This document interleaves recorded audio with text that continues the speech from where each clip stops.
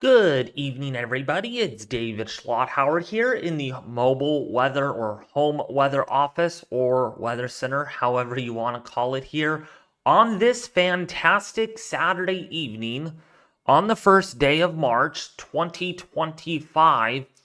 This is going to be the evening overview of our severe weather event that is expected to develop on Tuesday. All right. So before we do get started, though, I do apologize about my dormancy on YouTube over the last 2 weeks, and that is just because I've had so much school going on. I still have school going on, but the good news is I won't have a whole lot of it this coming week, or at least enough of it to where I cannot stream on Tuesday. So, for one thing, we're streaming Tuesday before you all ask, and secondly, I should be done with all this school by the end of this month or even early April. So, good news there. However, the bad news is there's a big time severe weather event that is expected to develop or going to materialize on Tuesday for the high plains and for the deep south. We'll go get into that here in a bit. As always, I want to welcome a lot of you here. Hey, Infinite, how are you doing? Angelina, how are you? Milky Way, 6226, I hope you're doing great. CEJ, how are you? Welcome to the live stream. A lot of new faces here. I hope you've had a fantastic 2 weeks without me here on YouTube. It's been a while. It has really been quite some time. Unless you watched my schoolwork live stream. That didn't go so well, actually. That didn't. So, yeah. I hope you guys are having a great Saturday nonetheless. So without further ado, let's get started here. So as we are looking at the satellite imagery, what we're looking at here is across the west. And why are we looking at California? Well, the trough that is moving into our area tonight. Yes, I'm in California. Some people in the past were asking, where do I exactly live? I won't give you my exact location, but I told myself, you know what? I can't be so hard on myself. So I do live in Lodi. So that's what I'll give out. I do live in the little town of Lodi here in California. It's in Northern California. And we're getting ready for this storm system that is going to drop temperatures by a whole lot. Yesterday was 78 degrees. Today, 64 degrees. Tomorrow, 54 degrees. Now, we're going from the upper 70s back down into the mid to upper 50s. Tomorrow, with the chance of rain, might see some thunderstorms in our area tomorrow and some snow across the Sierra. Man, it would be really nice if we can get some good rain out of this. Doesn't look like it's going to happen. Just pretty much going to fall apart. Really not dynamic here by any means. Nothing like we had just over the last 2 or 3 weeks. We had a pretty good atmospheric river that slammed into much of our area. Brought some good rain and some good snow for the Sierra. This system doesn't look very dynamic. But what it's going to do, though, is it's going to be moving into the deep south and into the desert southwest on Monday into Tuesday. So yeah, we got to look west because the system that you're looking at right now is what California is getting, soon to become a Texas warehouse or warhouse of severe weather. All right, so let's take a look here at our models. This is the European model, the 18Z model. And if we go back here, let's go back a few frames. Let's go right here. So you can see just not a whole lot with this system. Just kind of hit and miss shower activity. Not really a dynamic system by any means because of where it's originating from the Gulf of Alaska. But it will bring in some good rain for California, for good snowfall for the higher elevations. Looking at about maybe 3 to 6 inches of snow. You put that 6 inches though in the northern plains, that's a winter storm warning. But for California, it's a winter weather advisory criteria just because it's pretty common to see a foot of snow with almost every system that we get. So the fact that it's only going to bring about 6 to maybe 8 inches doesn't seem that significant at all. So going to the mountains, though, on Sunday, though, and into Monday, it's going to be a little dicey, though, otherwise.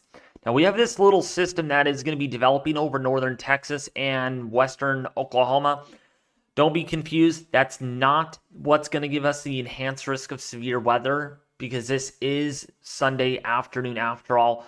But what it's going to bring is in some higher fire danger across New Mexico and western Texas. And that's just an appetizer of what's to come. All right, so let's put this into motion.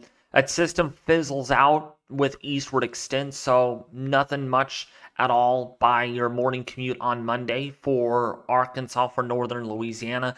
Maybe a couple of hit and miss showers. That's all you're going to see. System really falls apart. The energy, the upper level support just kind of goes away. It fails, just doesn't make much eastward propagation. So that system, really not concerned. However, though, the next one on Tuesday is a whole different story. We are talking about a very dynamic system. In fact, one of the more dynamic systems that we've had in quite some time, at least on a March perspective. This is pretty early in the season to see some very energetic severe weather events. They don't usually show up until at least like mid-April and beyond. It's when we start getting into the juicy part of severe weather season. So this is happening pretty early March. Yeah, this is only the 3rd, and we're looking at severe weather. So by the 4th, look what happens. Okay, so this is Monday night. Don't get confused. 06 Zulu here is Monday night. This is around 1 or 2 in the morning. And you can see here, surface low we got forming rapidly over eastern Colorado. Very classic setup here, okay?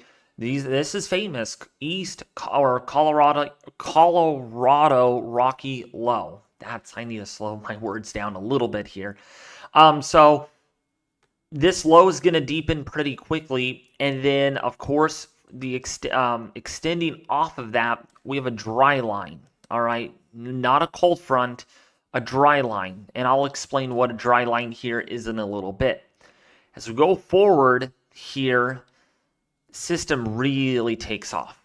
Yeah, it really goes nuts. By Tuesday morning, we're looking at eastern Texas, eastern Oklahoma into Arkansas. Let me zoom in here so you all can actually see a little bit better.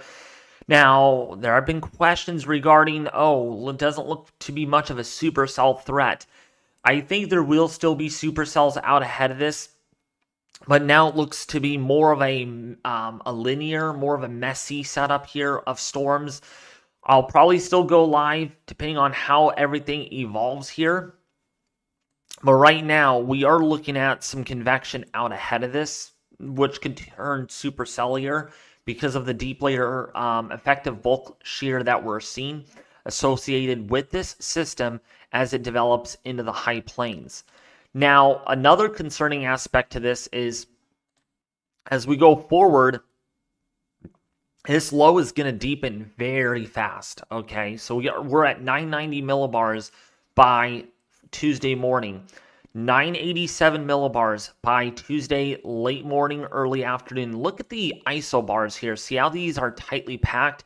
We are going to be seeing some pretty strong winds across western Texas, northern Texas, even across much of the high plains here, but especially western Texas because of the blowing dust and the fire danger.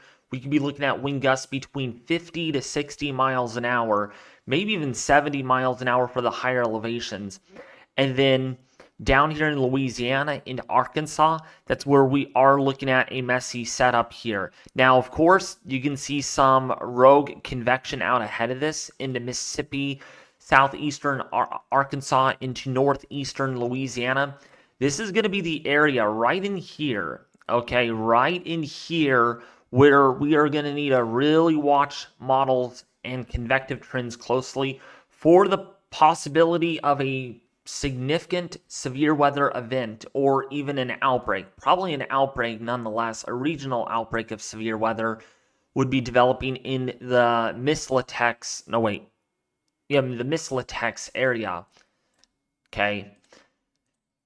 because we got a deepening surface low that happens. You get southeasterly flow at the surface, back winds at the surface, veering winds with height. That's going to lead to some problems. Then this continues to be a thing as we go into, let's see what time this is. This is 21Z Tuesday. 985, 984, 981, pressure still falls. 979, and then 978, 979 millibars. This is very dynamic. This is a very classic severe weather setup here where you do have a cold front that eventually comes in. This turns into more of a cold front because you get the northwesterly flow behind it, and then you get really low pressure and very strong winds coming in on the backside. In fact, it doesn't surprise me if we do see blizzard conditions out of this, especially over Kansas and into, say, Nebraska, into Iowa. Very tight isobars here. Going to indicate winds sustained between 25 to 40 miles an hour with wind gusts over 60, maybe 70 miles an hour. That's enough to really cause blizzard conditions with this. So we have the snowy side of the storm, and then we have the warmer side of the storm, of course. That's going to be the severe weather, more what we call a hybrid setup. And then that system moves into the Great Lakes where it's going to bring in some more strong winds and some snowfall for portions of the Great Lakes.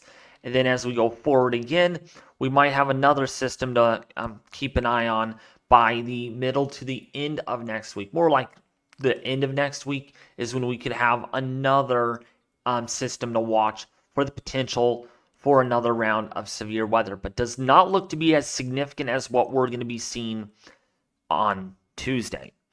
So now there have been questions regarding on why this is not going to be as significant, and partially because of that is a narrowing warm sector. So the warm sector does not look to be as broad as what we first thought. And secondly, the timing of this now has been a little bit faster than a little bit slower. So now it looks like Tuesday morning, around your morning commute, it moves into eastern Texas, into Oklahoma.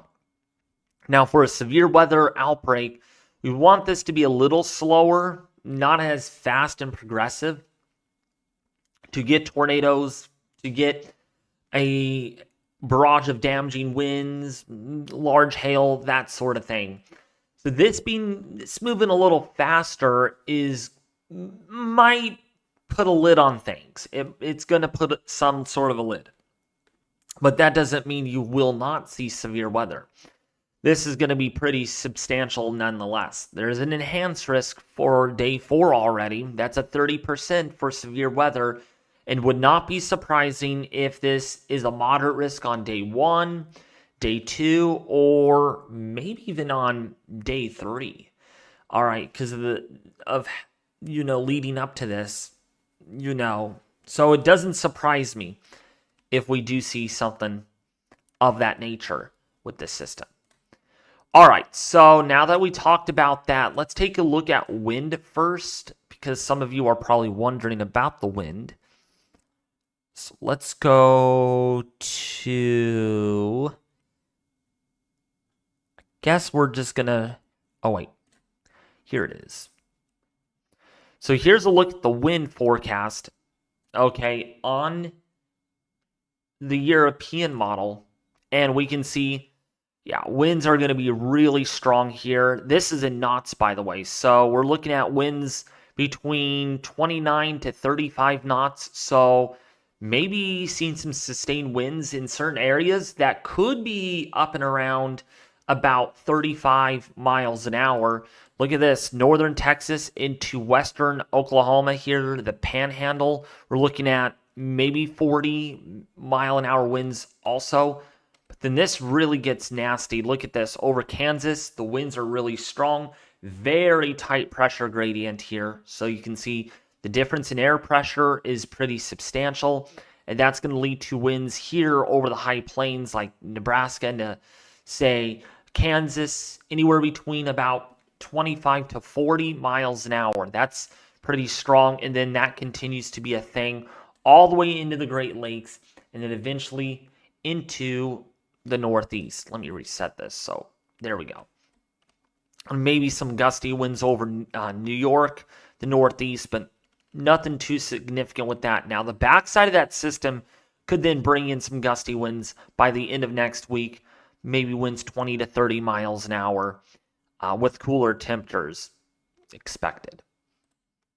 Okay, so now as we do take a look here at our 500 millibar height map, so this is vorticity, and this is showing us how dynamic are these system, or is this system going to be? So of course, this is the energy with that little bit of a bowling ball mini-sized low pressure system. So this is not really broad. This is very tightly packed. So it's going to have some upper level support with it, but that's not going to be the main event. It's this trough back here in California. Now pay attention to what happens to this trough as it moves into the desert Southwest. So right here, it's pretty much positively tilted. You can see the overall flow here, kind of doing something like this, more westerly flow aloft. But watch what happens when this moves into Texas. It becomes neutrally tilted and then becomes negatively tilted by Tuesday afternoon. And once that happens, we get a lot of, we get a lot of positive vorticity or positive vorticity advection into the area. And what we end up seeing is a lot of dynamics, lots of divergent flow aloft. All right. And the initial low that you see up here, if we go back in time, is what's going to kickstart some lower pressure and height falls and surface pressure falls over Oklahoma. But once we get this second piece of energy down here, see this right here? That's going to be responsible for that significant severe weather risk. Okay. As we move that forward, you can see that gets absorbed. And there's a second little pocket here, if you watch closely, wraps all the way around this parent low. That's going to allow and aid in more significant deepening over Missouri by the time we go into Wednesday and into Thursday. All right. And so with that being said, we got good divergent flow aloft here. So some nice lift, lots of forcing in the atmosphere. And since we have plenty full of moisture coming off the Gulf of Mexico, or the Gulf of America, see, they changed it on me. Gulf of America, not the Gulf of Mexico anymore. So coming off the Gulf of America, moving into this trough, we have the moisture in place. We have the upper level support, jet stream dynamics. That's going to lead to the formation here of severe weather. And this moves into the Northeast, bringing in some good rainfall for that area. By the time we go into Thursday, into Friday, doesn't look to be as dynamic though, but nonetheless, we are going to see maybe a risk here of some thunder activity and some heavier rainfall before the backside of that trough moves on through. Okay, so let's actually take a look here at what is a dry line. So let's do this. Let's go forward. We got to let it load all the way through. Hold on.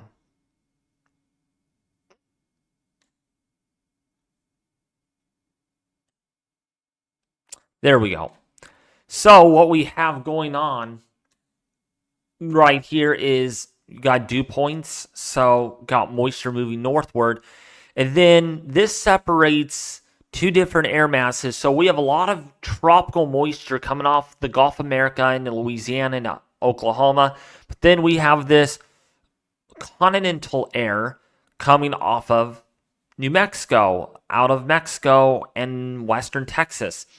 The problem here is with these setups is you tend to get a lot of drier air coming off of New Mexico.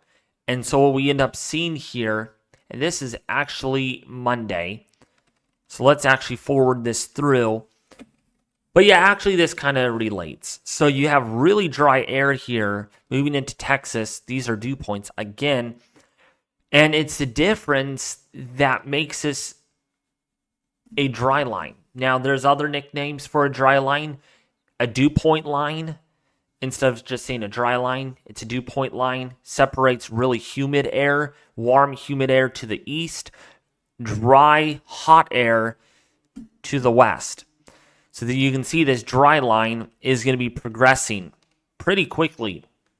And these dew points behind this go from the mid 60s down to the teens. So the air is much drier coming off of New Mexico plateau.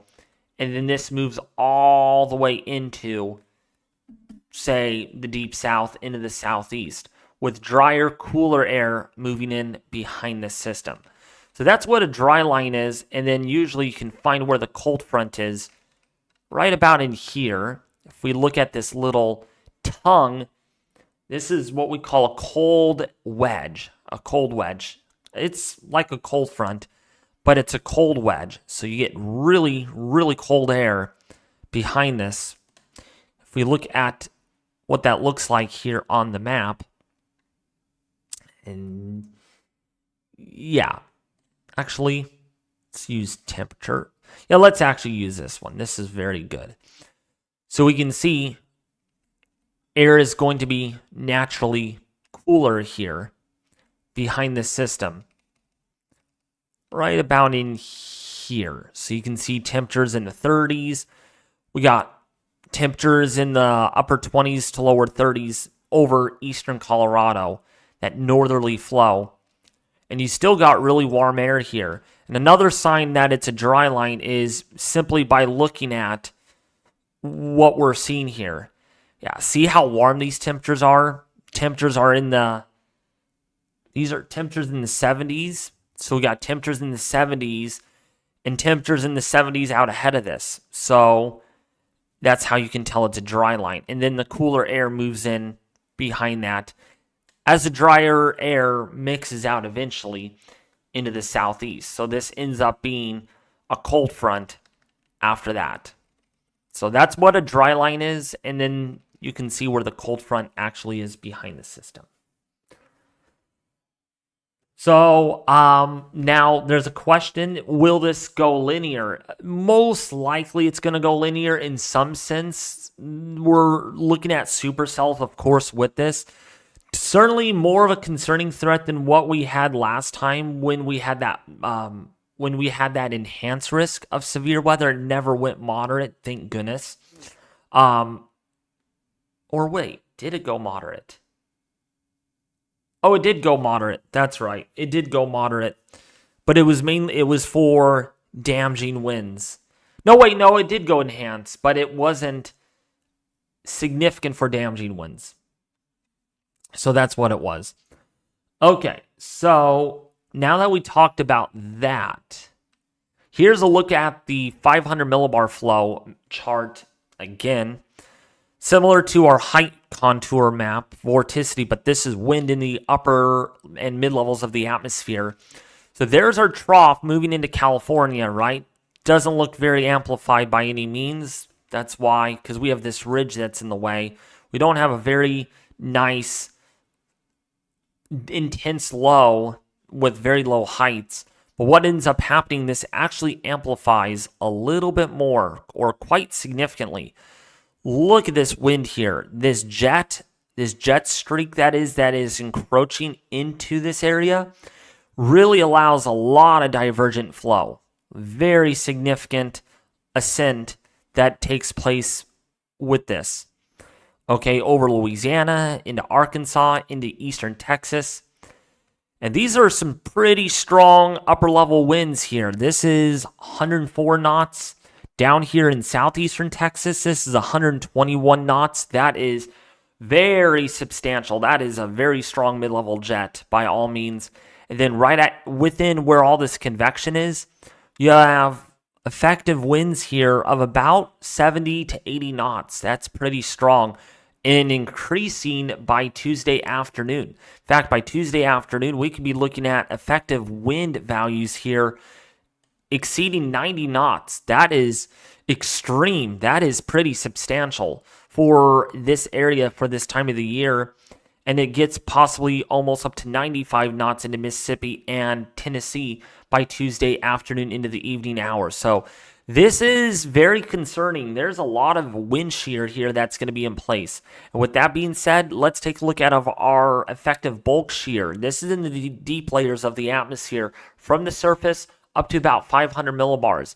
And as we move this forward, look at the effective bulk shear magnitudes here. 82, this is from the Euro, by the way, up to 90 knots of effective bulk shear over Louisiana into Mississippi. Into Arkansas, we have 70 to 80 knots of effective bulk shear. That is pretty substantial. Almost up to 100 knots out ahead of this. More like 90 knots into Mississippi and eventually into Alabama. About 75 to 85 knots is anticipated there. So there is going to be a lot of veering winds with height here, and that's going to lead to the possibility here of a significant severe weather outbreak that shapes up. So take a look at this. So this is actually, you know what? Okay, I guess we can use this. So as we move forward, these are photographs. So individual photographs that shape up. So what we're looking for here on the map is something that looks like this. So lots of curvature to these photographs that shape up. And that means a classic setup for supercells. So as we move this forward, oh, wait, hold on. Here we go. I was ahead of myself. Look at these photographs down here. Really curved here in Arkansas. Louisiana, really curved in terms of the photograph structures. And that's going to lead to that tells us there's a lot of directional shear involved here. There's a lot of streamwise vorticity that these supercells are able to ingest. And so that allows these storms to rapidly organize under that environment. Here's another way to look at it, actually. The supercell composite. Actually, you know what? Yeah, we're going to use this. Why not? So this is a supercell composite index here. This is really high for Louisiana. We are all the way up to a 14 here, up to a 13 in central and southern Louisiana. So let's click on a sounding, see what that looks like. And yeah, look at this photograph right here. This is very much curved by all means. Starting with winds at 20 knots from the south, they curve back over to the southwest up to 70 to 80 knots. That is very significant deep layer shear.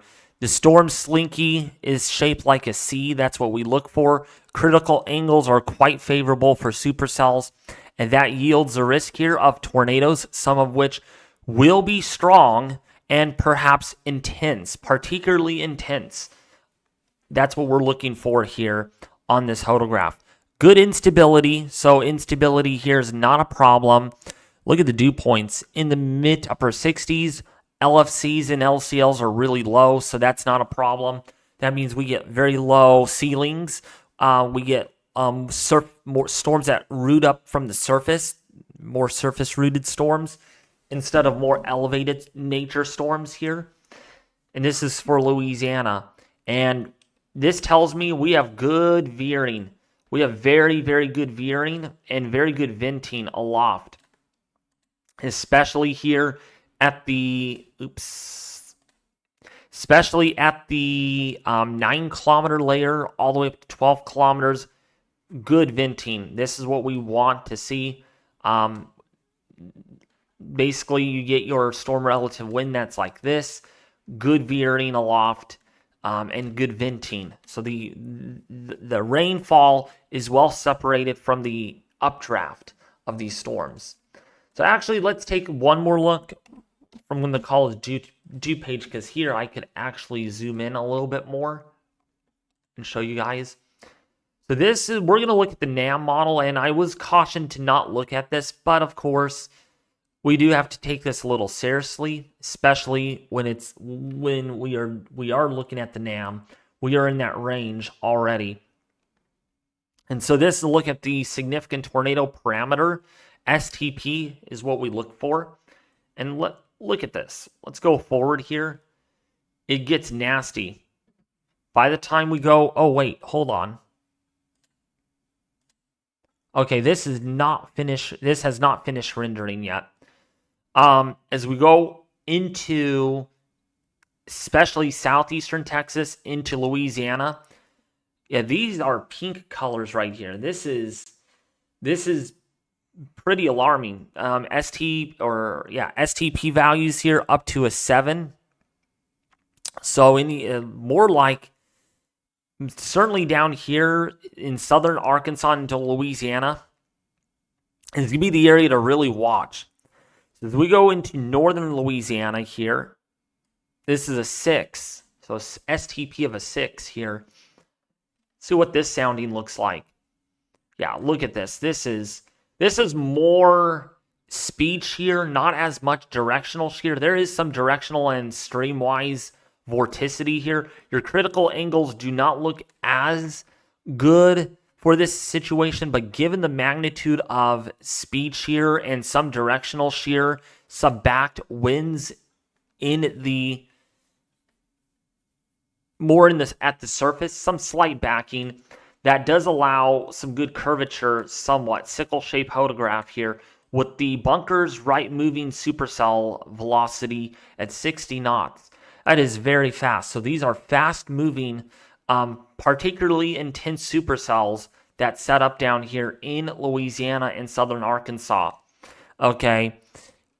And good saturation here all the way up to almost 3 kilometers. So yeah, these could contain a lot of water, lots of heavy rainfall with these supercells, water-loaded storms, you name it. Well separated at this point, it looks like, from the overall updraft. So that would be some good news for storm chasers. They could actually see if there is a tornado with these storms or not, instead of second guessing because of all the heavy rainfall that's falling within the updraft, which would otherwise lead to a rain-wrapped tornado situation. There is some discrepancy here, but not overly significant enough to preclude any visibility problems down here in the deep south with this supercell sounding. And also a PDS tornado here. So this is in particularly a dangerous situation storm on that sounding. Let's look at now central Louisiana, central western Louisiana. Here we do got some backing, or wait, yeah, veered pattern here. So this could be a little bit of a inhibitor here for some significant tornadoes due to the fact that if you put your wind out like this, this is how your supercell will look. And then when you veer that back, you could actually get some rainfall that does fall within the updraft of the system, just a little bit, enough to where it could lead to obscuration of these tornadoes if they do become strong enough. However, in this sense, if the tornado is strong enough, it could fling that rainfall far enough away to where at least most of the tornado is at least visible. Somewhat rainfall, though, still in this. Actually, this would contain at least some sort of rainfall in it because of where our bunker's right moving supercell motion is at 232 at 5.9.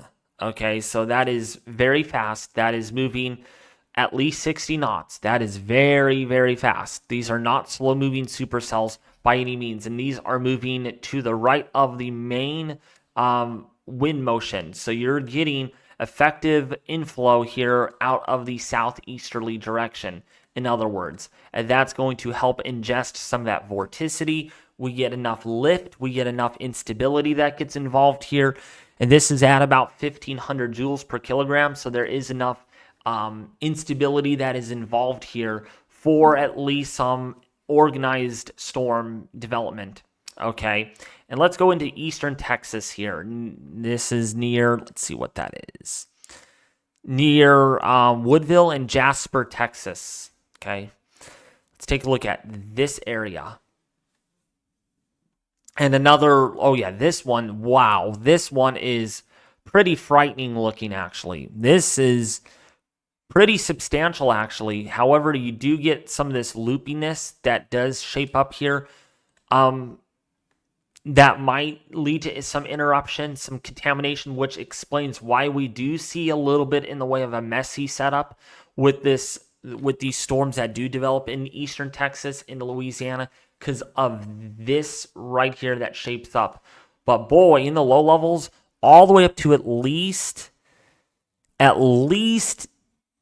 probably to about 3 kilometers. Yeah, we're almost to 3 kilometers here, pretty much stream-wise. So that is not a huge problem for these supercells at all.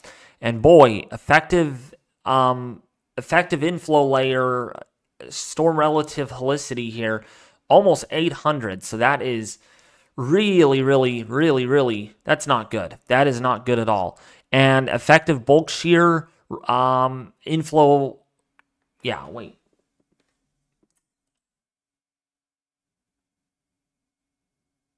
Yeah, your effective bulk shear here is around 78 knots. That is very significant. That is pretty substantial. So that is why we could have strong tornadoes, maybe a few intense tornadoes out of this on Tuesday because of that reasoning. Okay, so that is that. Any questions you all have at all for me? Oh, hey, we have 300 people watching. If you guys are new to the stream, hit that like button, folks, because we are dealing with a pretty significant situation.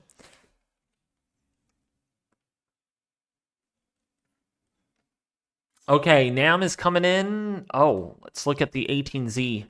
Or no, not 18Z, 0Z. We're 71% in. So it does still show a significant tornado threat down here. See what this is showing. This is a 0Z run from the NAM. See what it's showing right now. Yes, still this really loop-de-loo setup right here. Which, in other words, what this is telling me is winds are still veering out here and increasing. All right, and then what ends up happening, winds decrease while still shifting, and then they really slow down here. So basically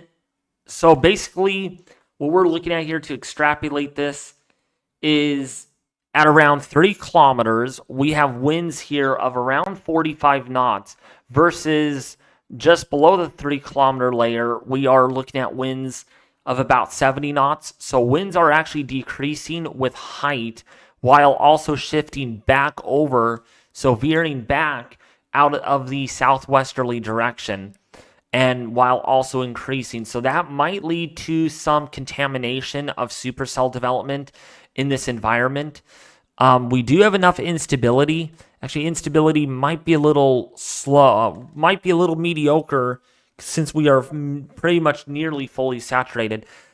This is a little bit of a contaminated one though because of our omega slot.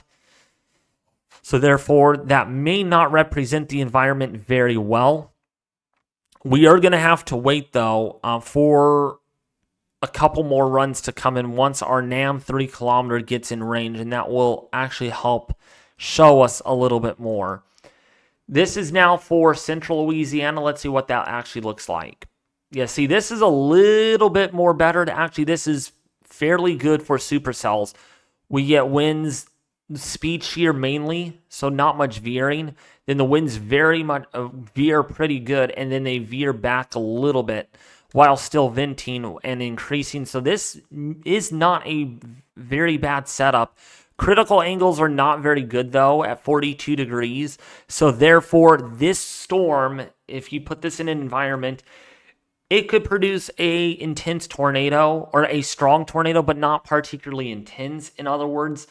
Now, the NAM 12 kilometer does go back and forth quite dramatically, especially this far out. So we are not going to know for sure until we get to about 48 hours out, when we'll know a little bit better on exactly how this is going to end up playing out. But right now, I would still say a strong tornado from about eastern Texas all the way into Louisiana is certainly likely at this point, all the way into maybe southwestern Mississippi. Now, if we go into southeastern Louisiana, there's another sounding. See what this one shows. Yes, still somewhat of a loop-de-loop here, but also mainly veering out and veering back and inventing properly all the way out to about 3 kilometers. Boy, those winds really pick up quickly, though. They really do. This would be a big hail sounding as well, given that we do have some steepness of the lapse rates, but we have really saturated levels, so this could make things a little interesting in Louisiana with a very saturated layer all the way up to about 1 kilometer. So what are the chances for severe hail at this point? So if we look at our mid-level lapse rates, so again, temperature change with height. So the steeper the lapse rates, the faster temperatures drop when you look at a sounding. You want very steep lapse rates for large hail production. So at first, especially when convection initially gets going, we have really steep lapse rates overspreading eastern Texas and northeastern Texas. So if we click on a sounding here, let's just say right here near Tyler, Texas. This is 8.5 Celsius per 1 kilometer. That's very steep.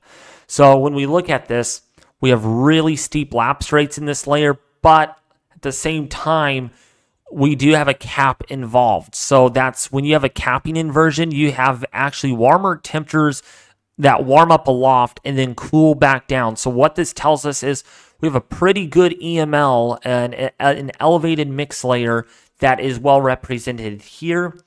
So if we, let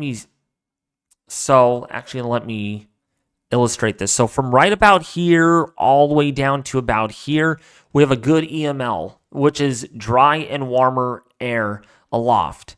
Okay, that's going to help cap things. That's going to help prevent thunderstorms from developing. All right, and it doesn't look like we're going to have a whole lot of moisture in that layer for any elevated convection. We actually used our the only most unstable CAPE is only 500 millibars or 500 joules per kilogram. If we do look at the mix layer, assuming that the air is going to be well mixed,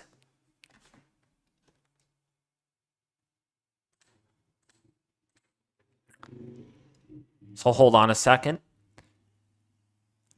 We can see right here, 9.3 Celsius. That's very steep. And here it shows that the air mass is pretty stable.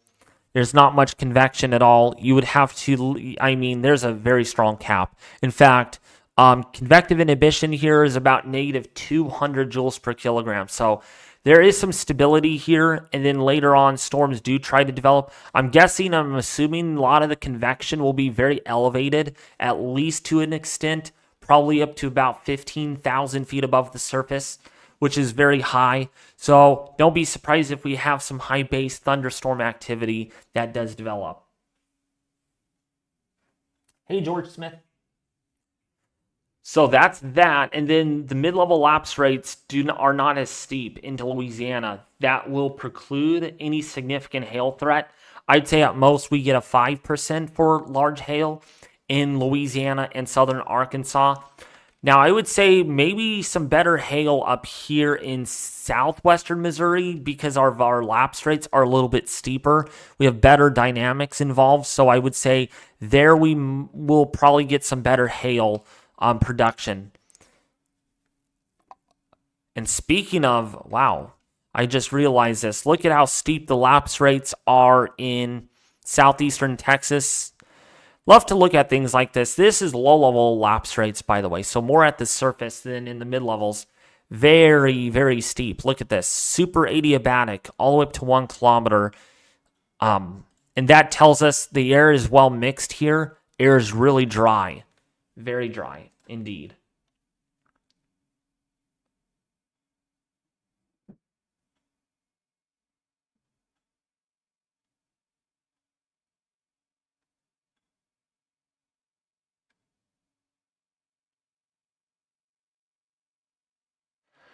All right, so yeah, so that's what that is showing. So yeah, you want very steep lapse rates in the mid-levels for large hail production and enough moisture underneath all of that, and enough somewhat forcing for thunderstorms to develop in a convergent zone or a confluent zone, which would be either a dry line or something out ahead of the dry line, like a confluent zone.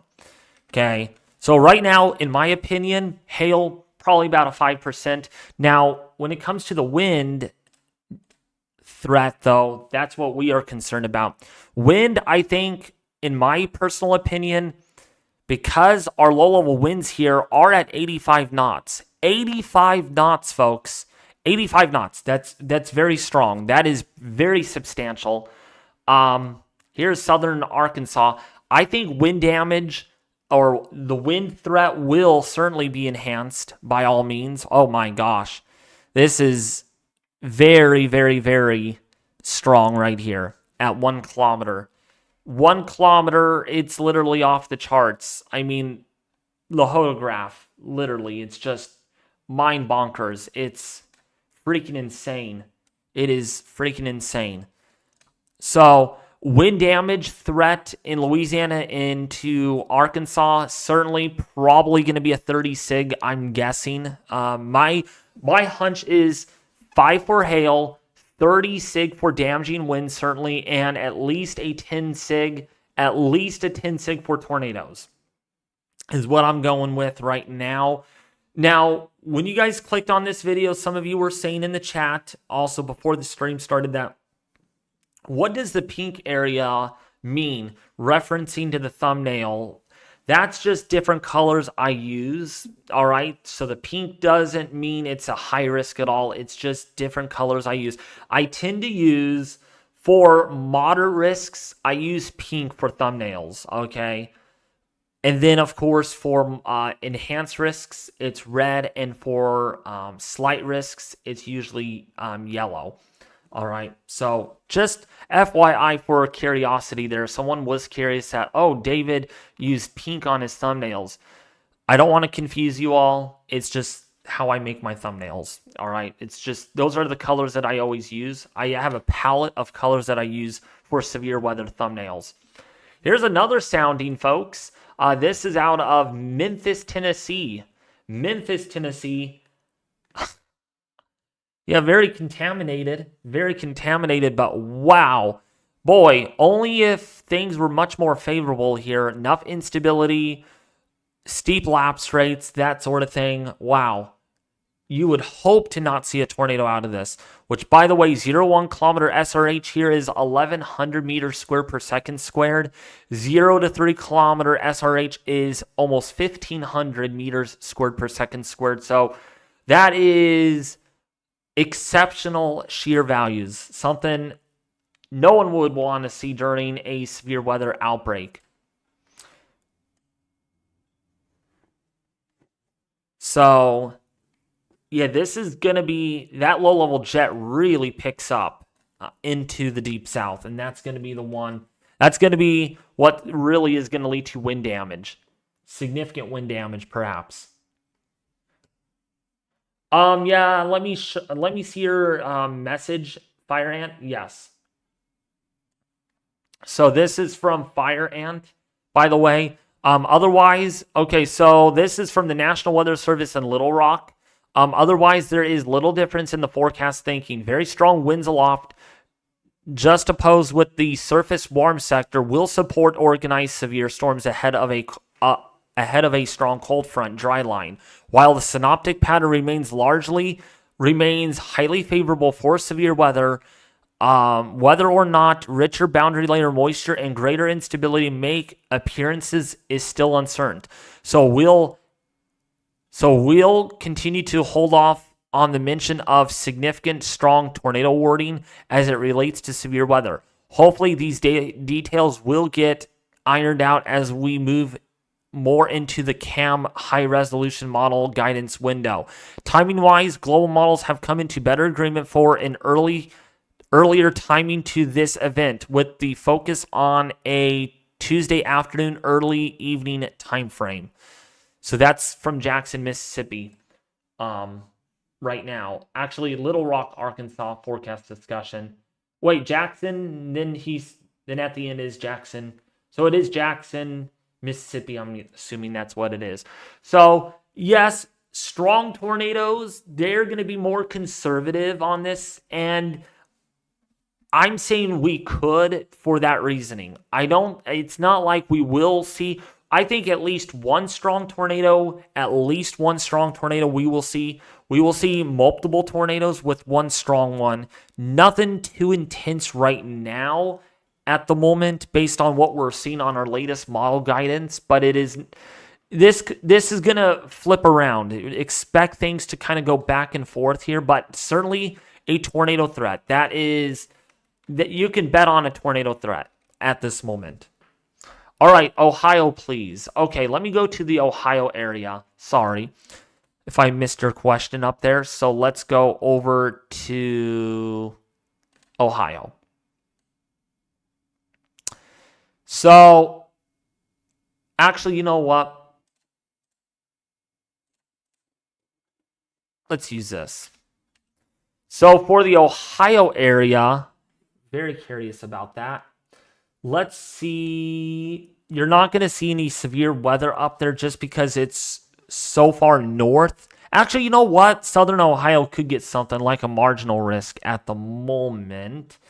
Let me go over to this. There we go. That's what I wanted to see. So, yeah, Ohio could get a few storms. Then this would be for Wednesday or Tuesday night into Wednesday. And maybe more storms popping up into Tuesday or Wednesday afternoon. Actually, you know what? There could be a slight risk up here, especially on Wednesday. Not initially, but on Wednesday, you get more post-frontal stuff like this. There could be some decent supercellular activity with that before the cooler air comes in. So yeah, definitely an area to watch down here in southern central Ohio and southern Illinois. Now for Missouri, Missouri is going to definitely see some storms developing here by Tuesday morning, by Tuesday afternoon. To me, it looks more shielded. Rainfall, not much in the way of clustering of storms, but there's a couple of clusters here, in fact. So right now, until CAM's guidance gets more and better agreement, we're going to still see some shifts around. But south of southern Missouri into Arkansas, I would still say a significant severe weather risk still remains probable at this time.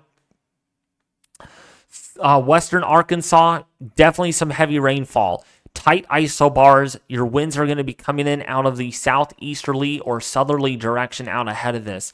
And yes, some pretty insane rainfall rates here on the order of about 1 to 2 inches an hour. So some flood concerns possibly out of this for sure, given that soils are really saturated, especially in Tennessee. It won't take much more rain to cause problems. And then the cooler air rolls in, but no snow unless you are in far northwestern Arkansas. What about for Virginia? So for Virginia, right now, it definitely looks like a slight risk of severe weather. This could get upgraded to enhanced risk in later outlooks because there is some rogue supercells. Actually, you know what? I'm seeing a supercell right now. Look at this one right there, little kidney bean shape. That's impressive from the Euro. We have another little bit more of a shallower kidney bean shaped storm here in North Carolina. So, yeah, definitely a severe weather risk is involved here, even in the southeastern United States, as well as the mid-Atlantic. So that's going to be the concern. We're looking at 2 days of this. Is that low as intense?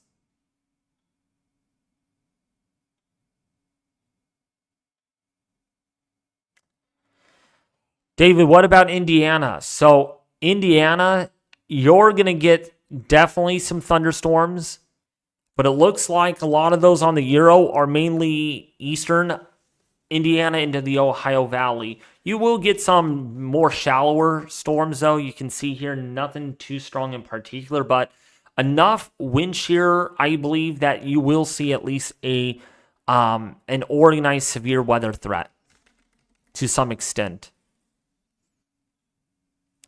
And yeah, northeastern Arkansas. Yeah, northeastern Arkansas. Yeah, you're looking at a messy storm setup here. Lots of semi-discrete supercells, clustering of storms, and then mainly this line, this cold front rolling through. Western Georgia.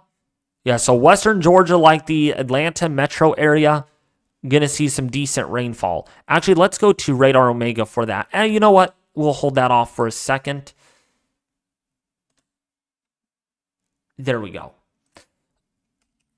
But I did want to show you all something, though. So, right here, let's go to this.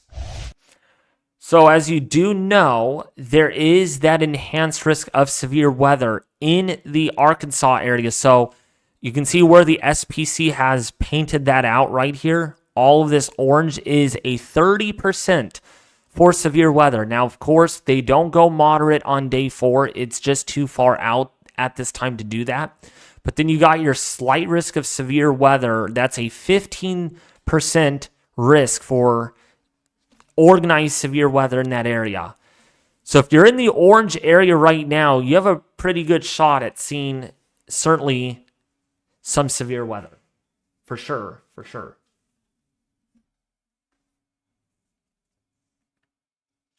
Oh, yeah, the low is going to be very large. Yeah, very dynamic. I mean, look at this. This thing really deepens quickly, especially overnight, Monday into Tuesday. Actually, during the day Tuesday, it really bottoms out. And you can definitely bet on some strong winds. That's a very, very, very classic looking comma-shaped storm. It really is. Yeah, more snow. Which, by the way, I wanted to show you all the snowfall totals really quickly because you guys are awesome. So let's take a look at snowfall totals. And in this case, I'm going to use more of the 10-1 ratio because yeah, here it is. So let's roll this through. So we talked about severe weather. Here's a look at the snowfall side of things. Yeah, maybe a foot of snow up here in portions of Michigan. Northern Wisconsin, up to maybe 10 inches of snowfall out of this winter storm. Up to 8 inches maybe for eastern Kansas. Right on the back side of that, that's where you get the snow. And yes, for people that do live in California, more additional snowfall is coming over the next 3 to 4 days. So we're looking up to maybe a couple of feet of snow there. Good news for the reservoirs. We do need the snow. We could use all of it for our water supply. For the summer, because our summers are hot and dry and quiet. Versus in the Midwest, it's a whole different ballgame.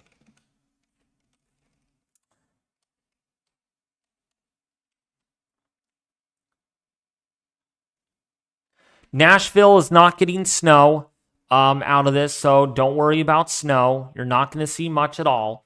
Just rain. Rain, rain, rain. And we're in the time of the year, by the way, that chances of snow with southern extent really decrease markedly.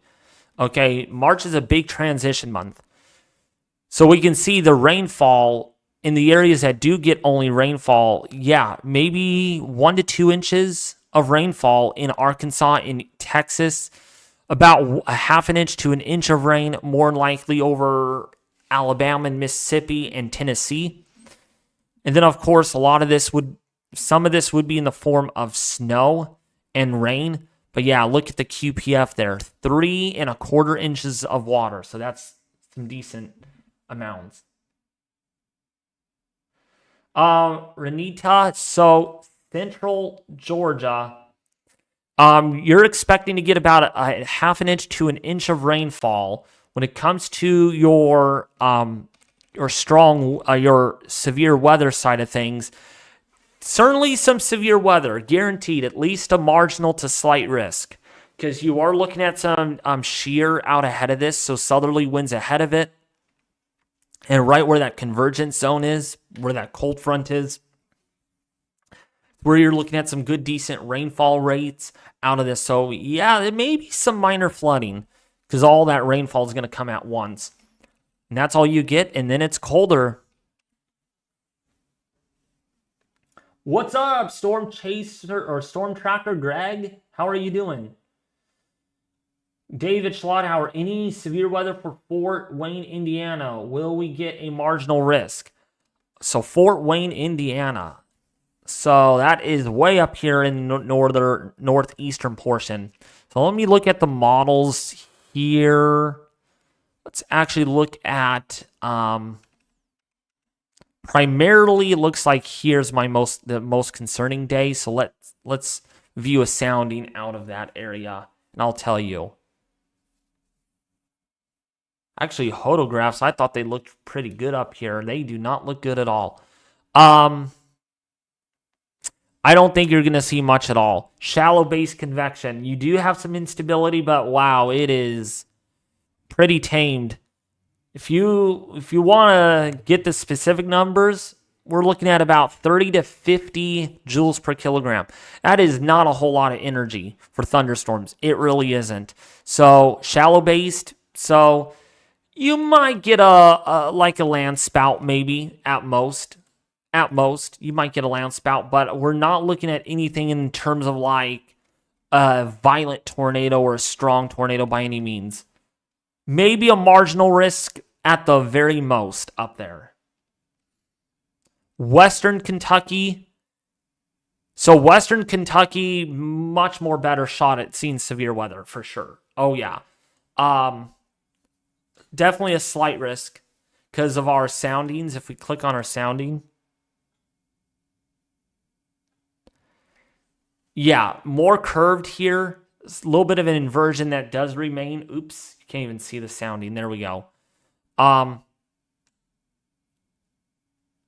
You can see curvature to the photographs. Not a whole lot of instability, though. There is no instability on this. Well, that's because of the cold front. So if we look out ahead. Oops, and I keep on closing tabs here.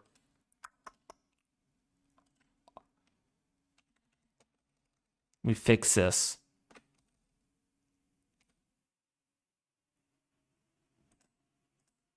Probably looked at the wrong side of the storm. That's what I did. Yeah, still not much instability at all. No instability on this.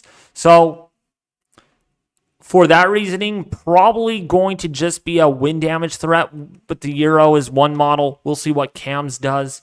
But certainly down here to the south is where we have more energized convection.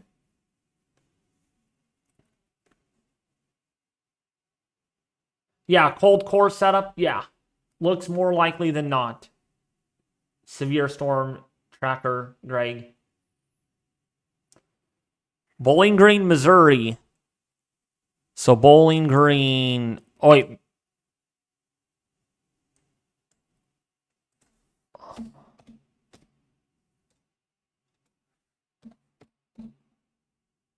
There's a Bowling Green, Missouri. Okay, there is a Bowling Green, Missouri. So for that area,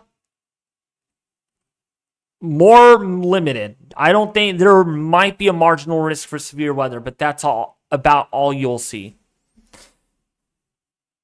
Because pretty much the warm front is going to be narrowed. Actually, you know what? Yeah, you're going to see some elevated stuff before the surface stuff comes in, but it's going to mainly be in the form of rain anyways. So yes, so the timing wise for this is overnight Monday to Tuesday in this area. Okay. And then as we go into Tuesday morning and afternoon, it's going to be over here. And then by Wednesday, overnight Tuesday into Wednesday, it's going to be in the deep south and into, say, Kentucky and Tennessee. And then into the eastern seaboard, it's going to be Wednesday afternoon. So this is going to be a rather fast-moving system. It's not going to take its own sweet time, which is one of the reasons why I believe that the tornado chances are not as high as they were just a couple of days ago. Boy, models were going a little concerning on that. But still in all, we are looking at a strong tornado threat.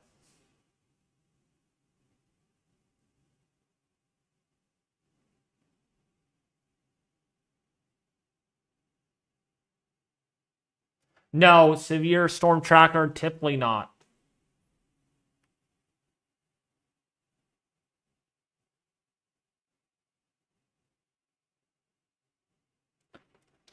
Sapling boy, why is Nino 1+2 in a moderate El Nino? What?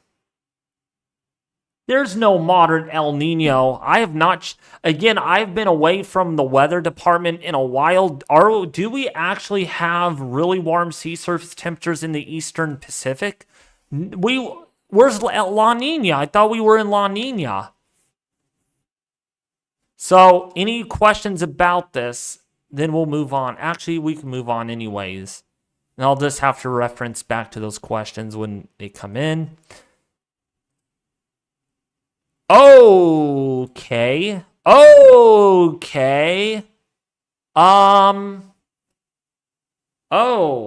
wow. That's a good question. Where did La Nina go? Oh, wow. Wow, that changed. That changed really fast. Wow, that did a full flip. That did a full flip. It was all La Nina literally a month ago. And now it's El Nino in the far eastern Pacific.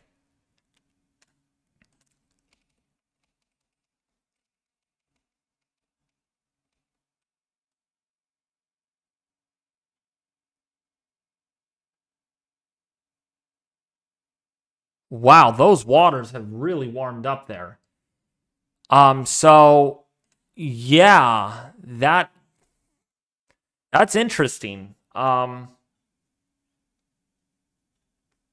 Speaking of that, I need to make my hurricane forecast. If this keeps up though, actually, you know what? The Atlantic is much cooler this year. So if we have a cool Atlantic and an El Nino, we could have a below average hurricane season for sure. Still hurricanes, but I mean, tropics won't be as bad as what was before.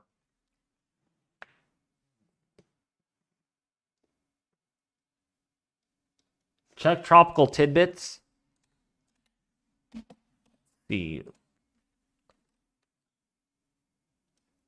Oh my goodness. Whoa, yes, that really shot up like a rocket. Man. Geez, yeah, look at this. We were at -1 right before February 1st, and now look where we're at.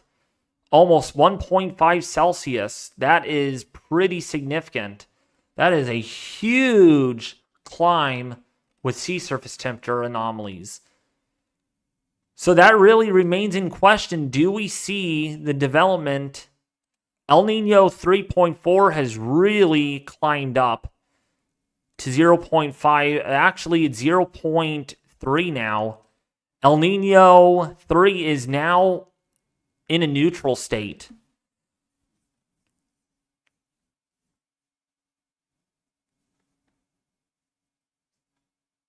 What's up, Georgia Smith?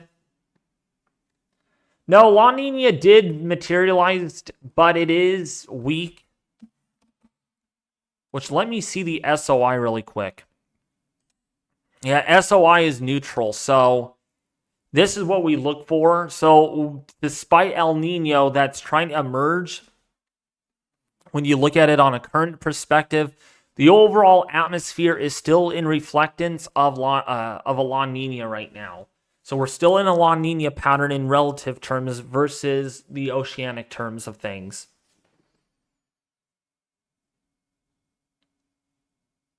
So during an El Nino, sea surface temperatures in the eastern Pacific and central Pacific typically warm up to are significantly above average. Depends on the strength. During a super El Nino, they're well above average. This helps. Last year, not this winter, but last winter was a great example of what El Nino does. It's typically warmer in higher latitudes, so like the northern tier of the United States typically doesn't have as much frequent Arctic outbreaks. The deep south is typically cooler because you get more rainfall, more intense cyclones that bring in cooler air from mid-latitudes down to the surface or down to lower latitudes. So that's one of the reasons. And secondly, you get a more hyperextension to the subtropical jet that moves across the Pacific into the U.S., which helps to get California a lot of rainfall, more bigger storms, and then eventually those storms get into the Midwest and the Deep South where they can energize pretty significantly. During a La Nina is the opposite. You get more Arctic outbreaks, which we clearly have had more Arctic outbreaks this year, much cooler temperatures in the northern tier of the U.S. into Canada, and even a snowstorm in Louisiana goes to show you what La Nina can do, okay? But there's other factors besides INSO. But La Nina is sea surface temperatures that are below average in the eastern Pacific, whereas El Nino, it's the opposite. Can I ask, how does El Nino and La Nina switch very fast? There's a lot of research being done about that. One theory is that the trade winds do weaken enough. And yeah, do weaken enough.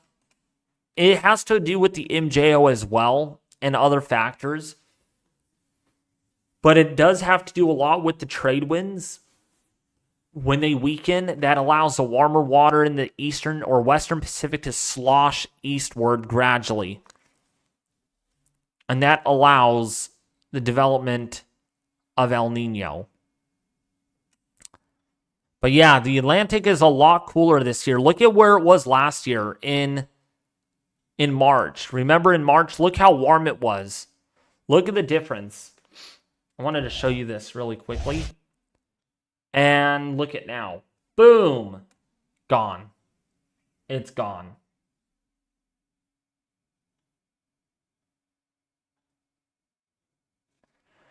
Can Long Island see severe weather out of this storm?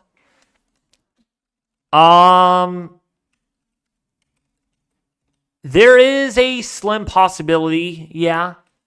I would say probably a marginal risk of severe weather for that area. Yeah, I can see it happening.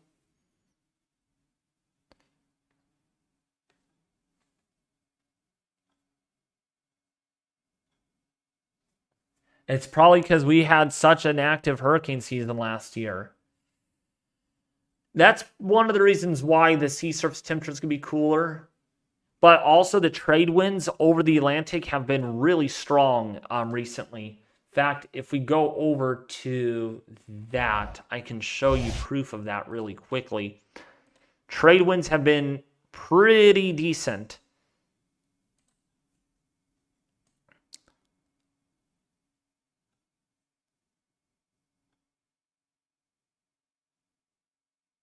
And it looks like those trade winds will relax a little bit, so we could see quick warming.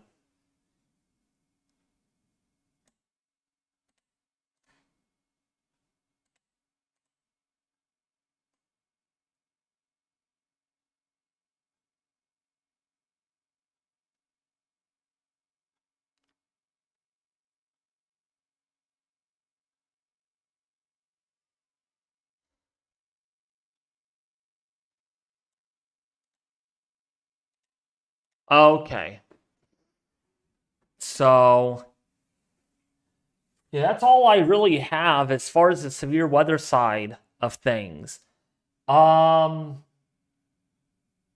and this is, by the way, Saturday Night Live, so we're combining a little bit of this into other things as well. The main topic tonight was that severe weather, though. It was definitely the severe weather. Where have I been? Hong Hunter. I think that's how you say it. Doing schoolwork. That's what I've been doing. Schoolwork, schoolwork, schoolwork. And you know what I'm studying now? World history. That's more stressful and more harder. Look at what I've got, folks. Oh, wait. You can't even see my camera. Darn it. Let me bring up this.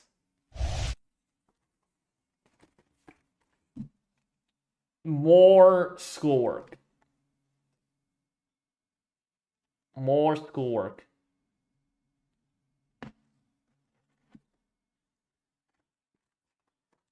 So that's why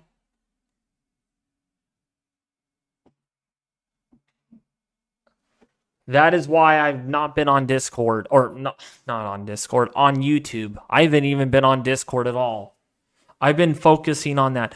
Don't worry, folks. I'm not quitting. I'm not quitting my career over here, okay? You can bet me on that, okay?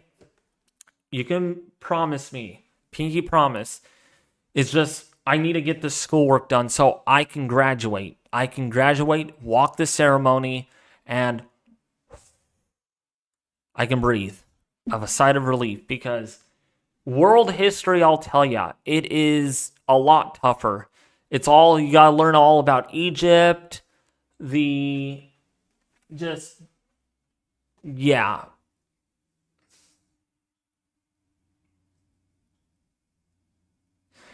Can Pensacola, Florida see severe weather? Oh, yeah. I think Pensacola will certainly see some severe weather out of this in the form of mainly damaging winds, though. That would come through Tuesday night and a Wednesday, though.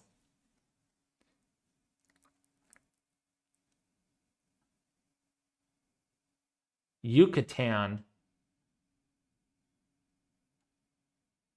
Is the water warm near the... It is really warm down there, yes. In the Yucatan. In the Caribbean, very warm. It's always going to be warm, though. That's basically where all the warm water sits.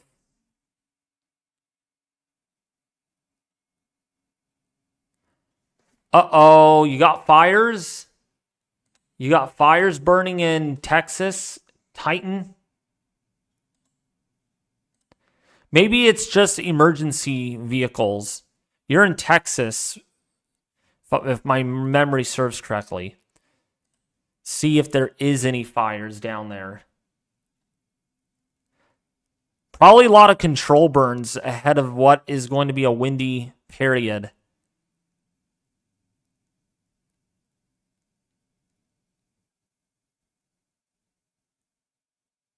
There are fires burning up here, though, in Arkansas, though. Oh, yeah, there's a lot of fires. Yeah, you can definitely see fires burning. Oh, yeah.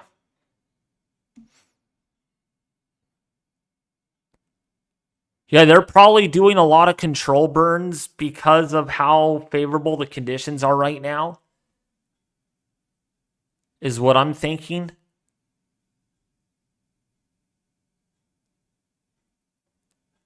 It's probably done by a lot of control burns. So...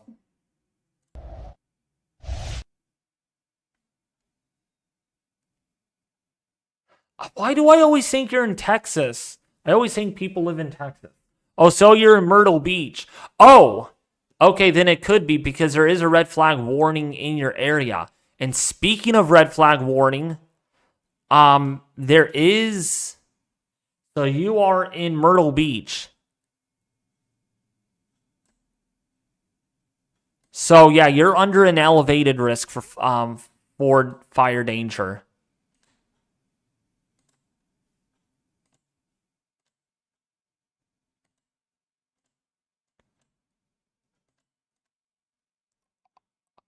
So that's what that means. So you're under an elevated risk.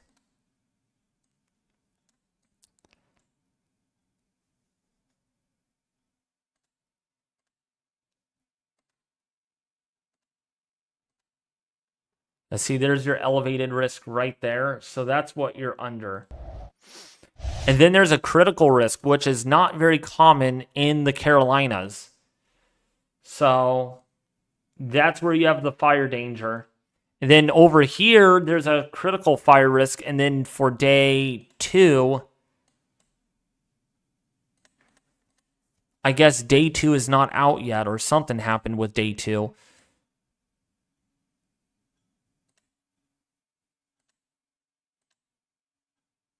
Oh, there it is.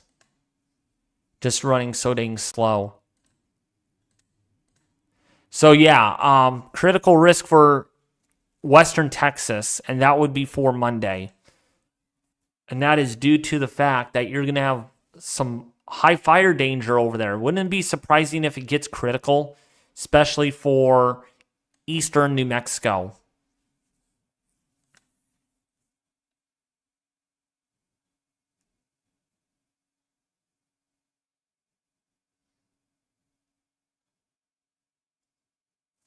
Look at the photos on Discord. Oh, okay. Yeah, sorry, I haven't been on Discord at all. I've been knocking out all of these assignments. Oh, yeah. Then the fire truck that you were hearing is going to those fires. Oh, wow, there is. That is not good. That is not good at all. That is actually really bad. Yeah, here's more.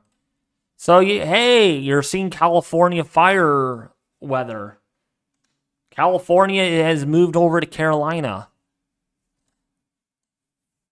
That's unfortunate.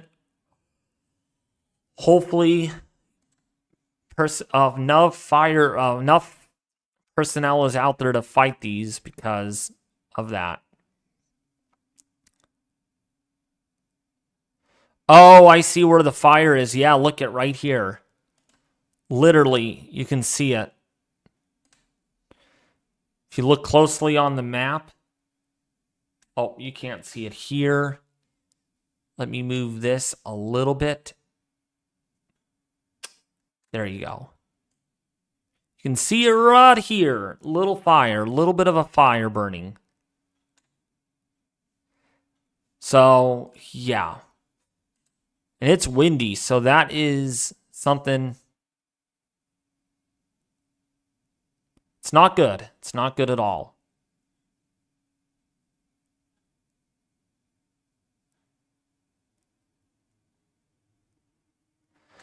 Wow, let me just show you. Oh, wow, this is cool. Watch this, you guys. This is why I like satellite. Come on. You can literally see the Gulf Stream. You can see where the Gulf Stream is.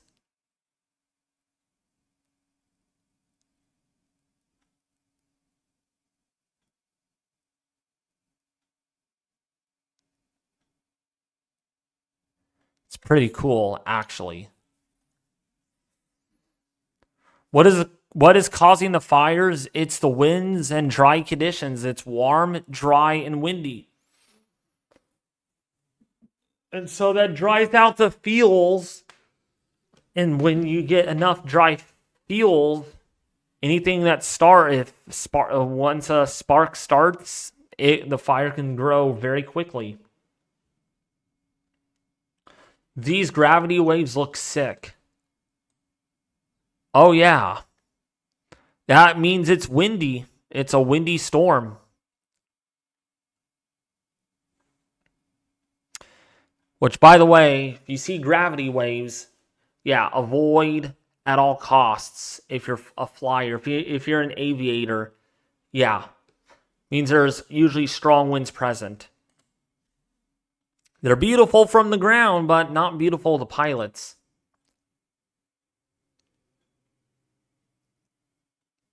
And look at this, Lake Erie and Lake Ontario. or Lake Erie partially frozen still. Pretty crazy to see that. One last look. I want to see what the Great Lakes or what Hudson Bay looks like.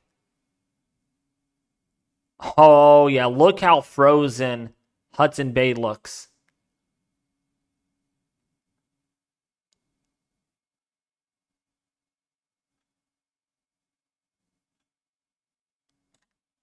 Those lakes are frozen.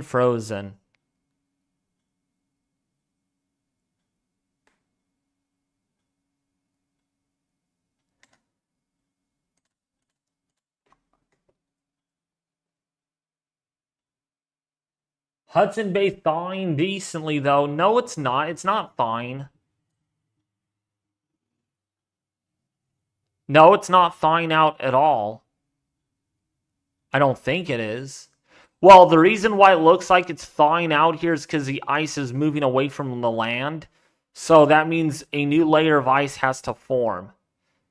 So that's why it looks like it's thawing out, but it's not. It's not thawing out yet. It doesn't start thawing out there usually until like May. At least not until May. April or May. Once the pattern gets warm enough.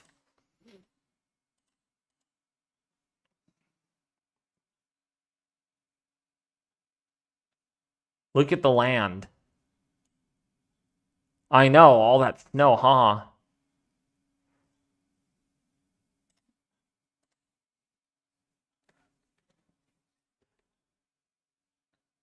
David, sounding pictures sent to you. You sent them to me? By the way, if you all want to join the Weather Force Discord server, I think, do I have a link to it here? Oh, good. I do. The Weather Force Discord server, if you all are interested in participating in it. Here it is. The pinned message. I will try to be more active in there. It's just school has been getting in the way of stuff. School. How bad is it going to be in Belden, North Carolina? Right now, looks to me, certainly a slight risk of severe weather. That's what I'm seeing right now. More right along the coast, because that's closer to where all that moisture advects off the Atlantic. So, in my personal opinion, it might start off less for Wednesday morning and then really amplify as it moves eastward due to the surface heating that takes place. So in my personal opinion, slight risk definitely for damaging winds, mainly a damaging wind threat, but a few discrete supercells would be capable of producing tornadoes. Nothing in the way of strong tornadoes at the moment. Okay.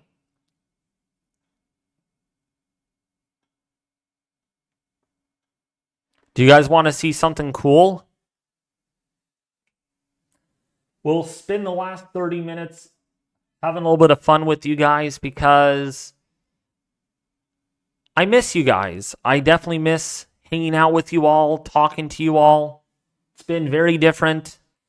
My life has been very different without being on YouTube. But school. Everyone agrees. Everyone understands. I'm sure that I got to get my schoolwork done so I can graduate to get that diploma. Once I get that diploma, I can go off to college and study weather. Yeah, I saw the pic. You said you sent them.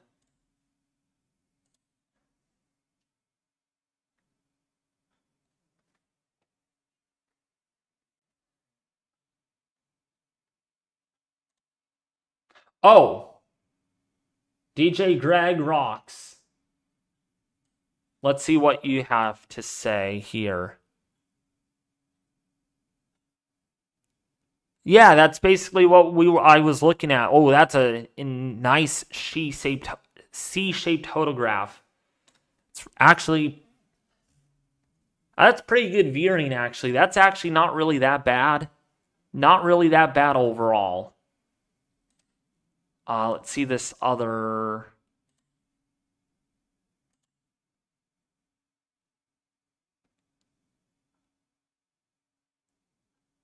They don't look bad. No. Both have PDS tornado soundings.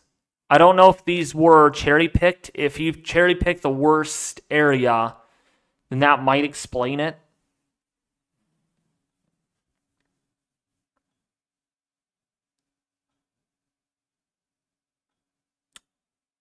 Oh, wow. Titan says the South Carolina Forestry Commission cannot fly in airdrops of water over the Carolina Forest wildfire, according to state rep Tim McGannis. Wow.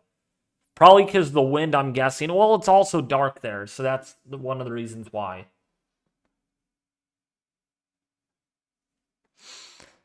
Yeah, lapse rates is going to be the thing. There's not a whole lot of steepness of those lapse rates, and that's going to lead. It's not really that good. 6.5 to 7 degrees per Celsius per 1 kilometer, not very good, at least. I would like to see like 8 Celsius or greater for at least more better instability, more better thermodynamics, for at least a more significant in the way of a hail threat, though.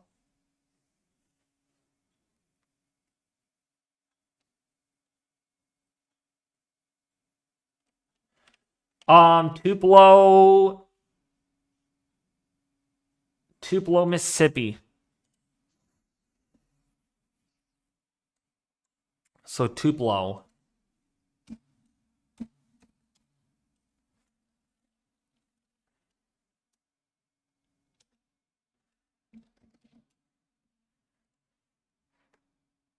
So that's northern Mississippi. Let's see. Definitely a concerning aspect there. Yeah. Definitely could get a strong tornado. Especially central Mississippi, northeastern Mississippi. Yeah, I could see you getting a strong tornado.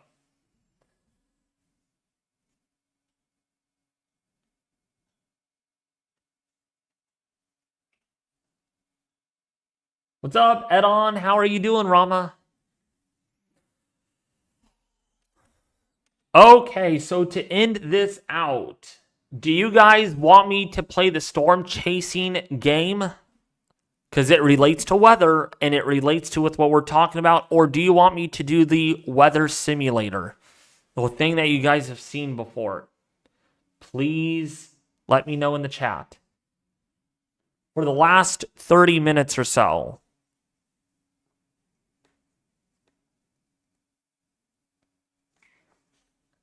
Actually, you know what? Let me do this. Let me do a vote. Let's do a quick vote.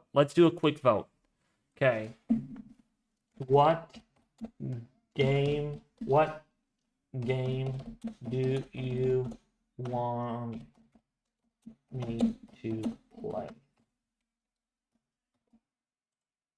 Weather sim, even so it's a simulator, I call it a game. Weather, oh, not that. No, what? Okay, not the weather sim or storm chaser.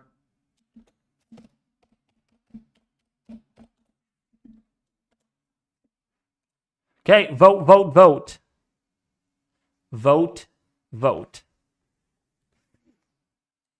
The results will be in about 4 or 5 minutes. So if you haven't voted yet, please do so. Oh, Storm Chaser, it's a 50-50. Let's see, we've got 10 votes in already, 12 votes.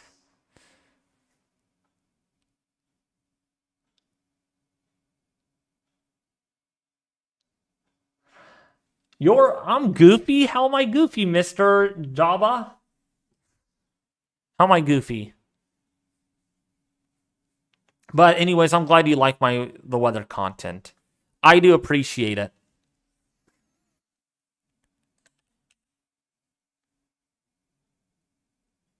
It's neck and neck. Yeah, right now, let me put this. Oops. Darn it, I can't do it on here. Oh, wait. Hold on. Can I? Oh, I could pop out the chat. So it is pretty much right now. Put this up to the side. Oh, you guys can't see it. It is pretty much. It is neck and neck. It is neck and neck. Come on, vote, vote. Let's go. Let's go. Vote if you haven't already. You got 2 minutes to vote. 2 minutes to vote on what you guys want me to do for the last 30 minutes. It's Saturday Night Live after all. So this is what we do on Saturday Night Live.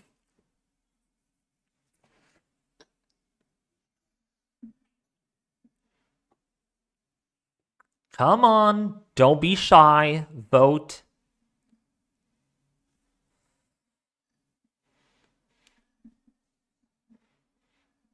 Storm Chaser Sim starting to take control. Exactly. Yep.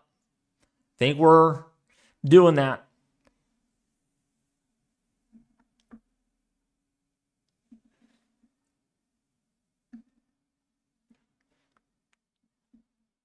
Okay. It's needless to say, I think. Yep.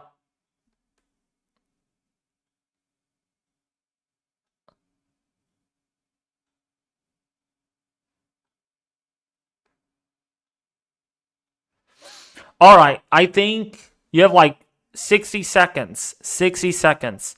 Hey Siri, set timer for 60 seconds. 60 seconds. Starting now. So if you haven't voted yet, we will move on.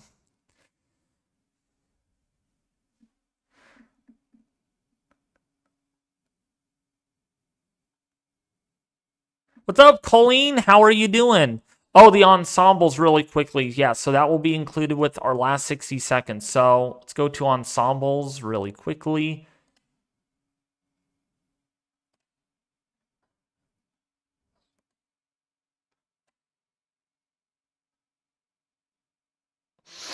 Oh, man, my allergies are acting up again.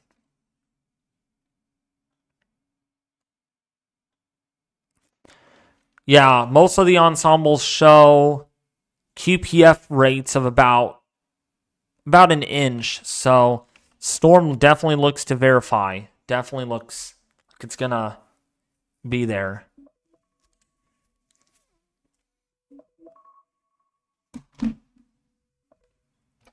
Time's up. If you haven't voted yet, Storm Chaser Simulator it is. Storm Chaser Simulator it is. Or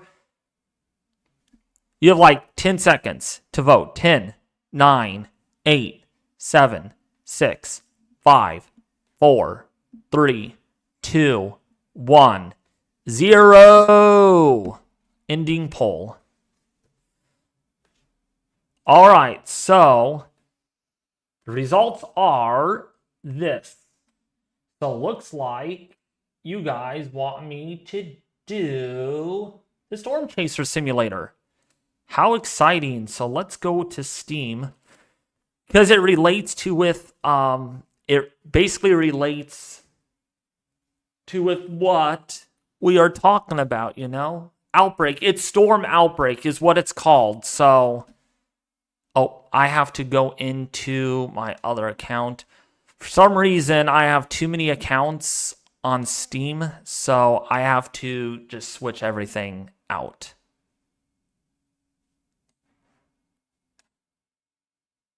I think it's this one.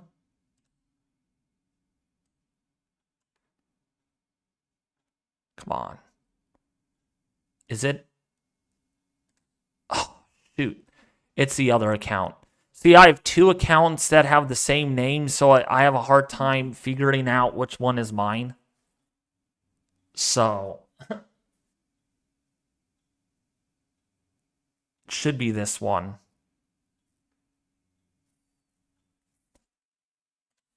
Okay, is it? How did I purchased the freaking game. I swore I purchased the game. How did I not purchase it? So that's not on... Okay, it's the other account then.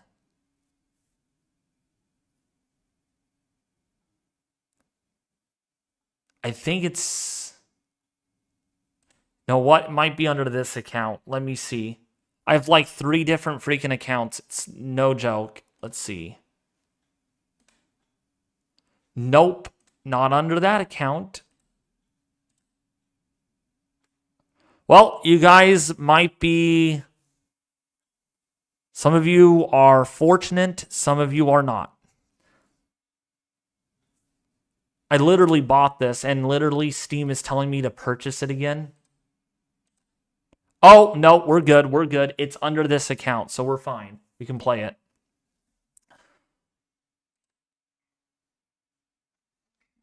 Okay, we're good.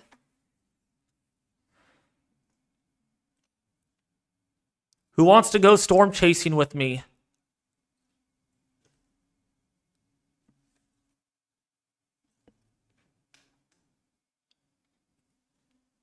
Who wants to go storm chasing?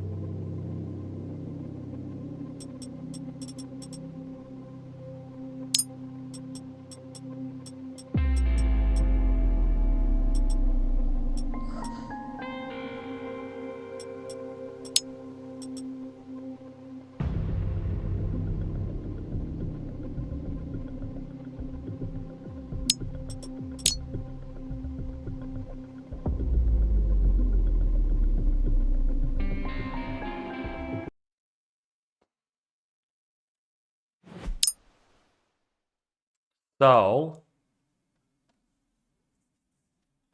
if you guys haven't joined the Discord server yet, I highly recommend doing so. Okay, so where are we at?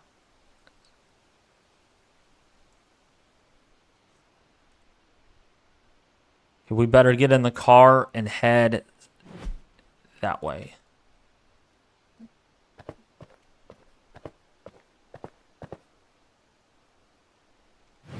Okay, they messed up my...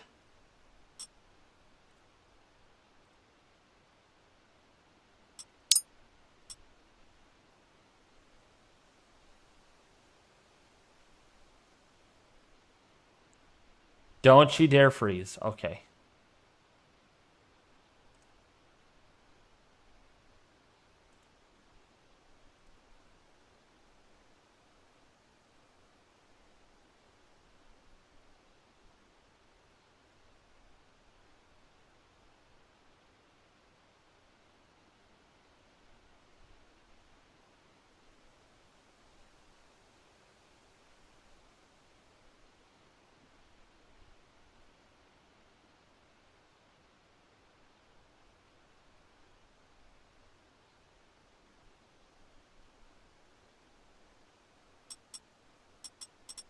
Hold on. I need a...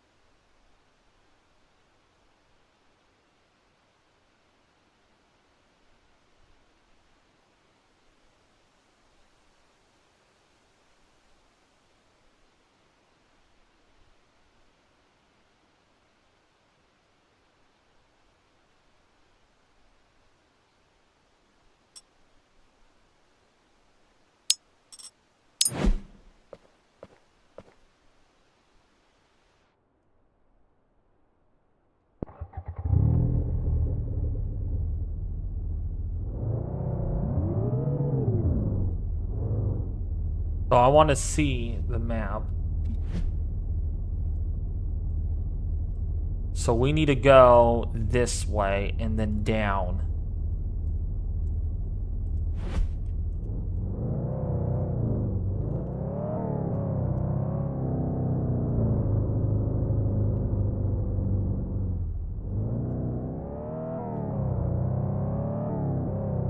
Oh, there it is. There's our supercell. So we need to go.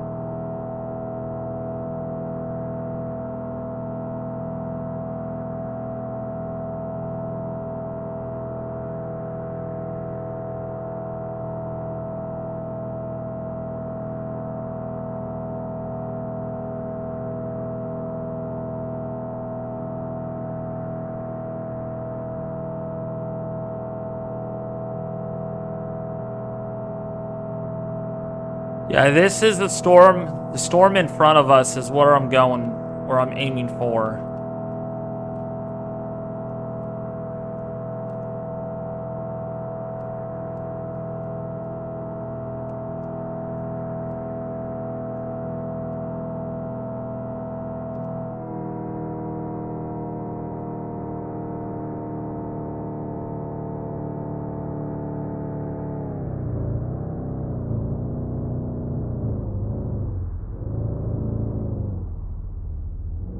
Let's see where we're at on the map. See what our winds look like, velocity. Ooh, yeah, we need to get south of that right now. So we're gonna go south.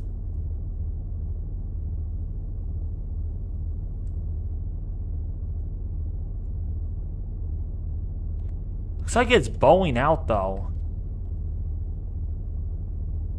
Yeah, we're gonna have to head south.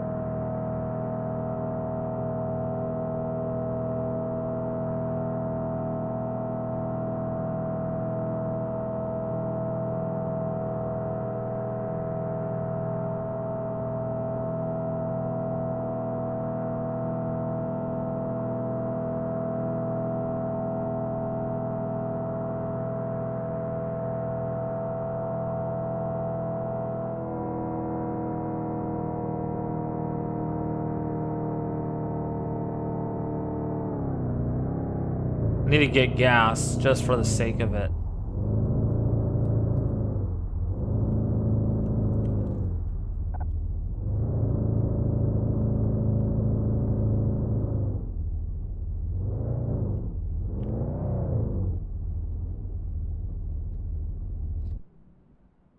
What? I can't get gas here? Oh, maybe I don't have... I have too much, maybe?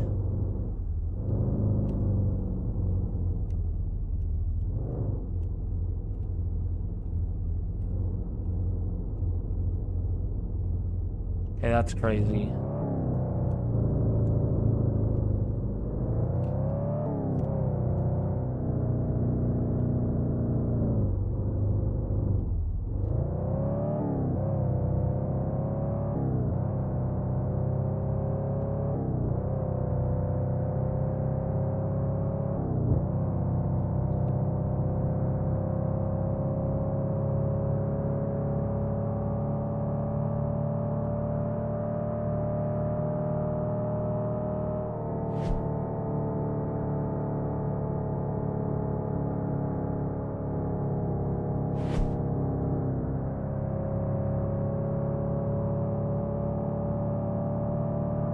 How are you guys liking this so far? I haven't been keeping an eye on chat. Once we get something, though.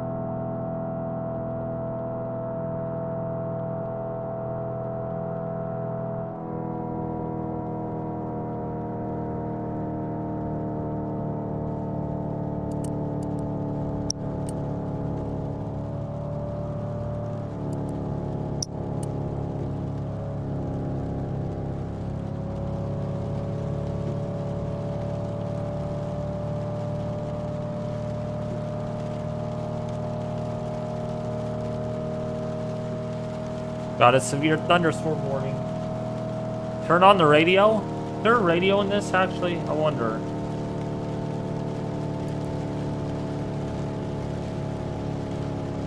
No, there isn't. Trying to get out ahead of this, though. I want to see what it looks like.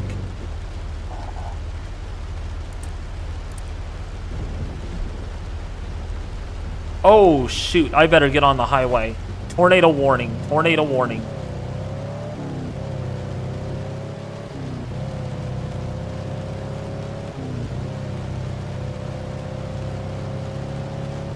You get on the highway. Come on, let's go. Go south. Gotta go south. Gotta go south.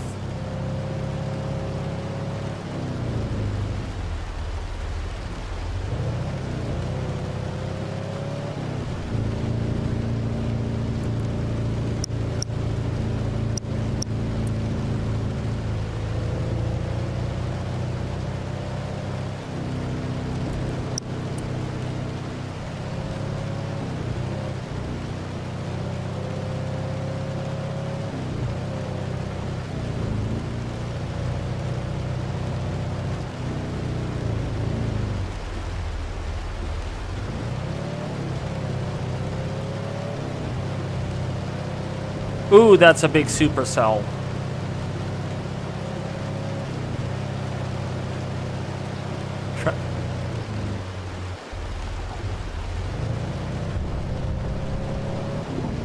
I need to get south, though.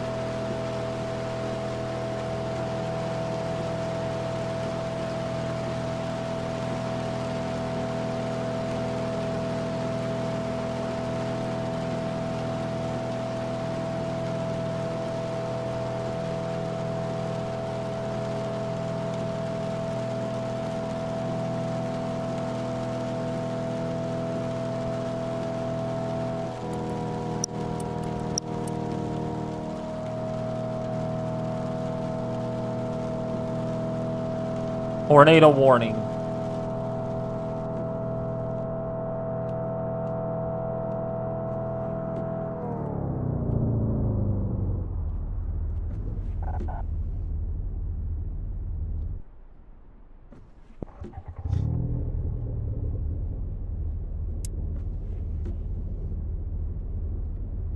How do I get out? I forgot the...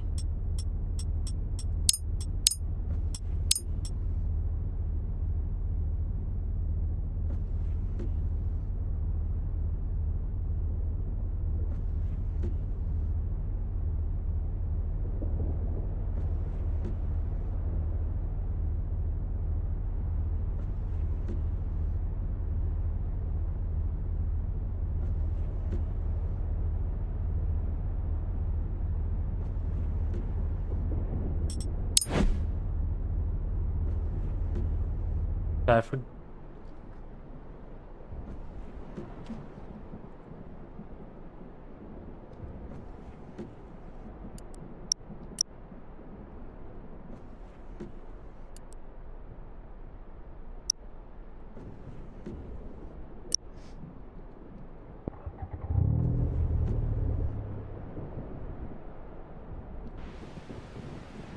Oh, there we go. F is to exit. Oh, tornado. Look at that. Tornado, tornado, tornado.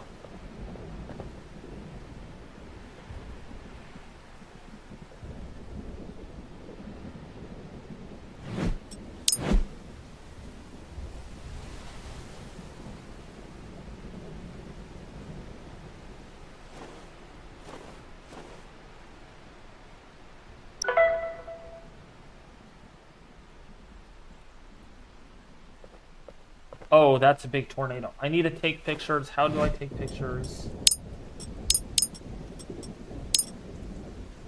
I swore.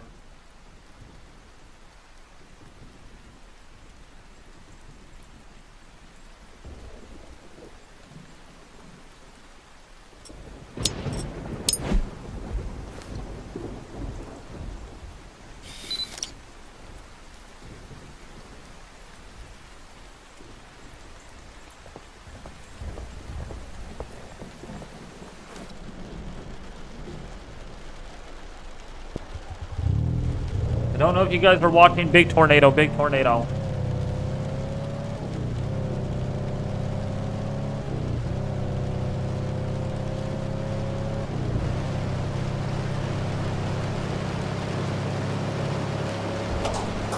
Uh-oh, got hail, got hail.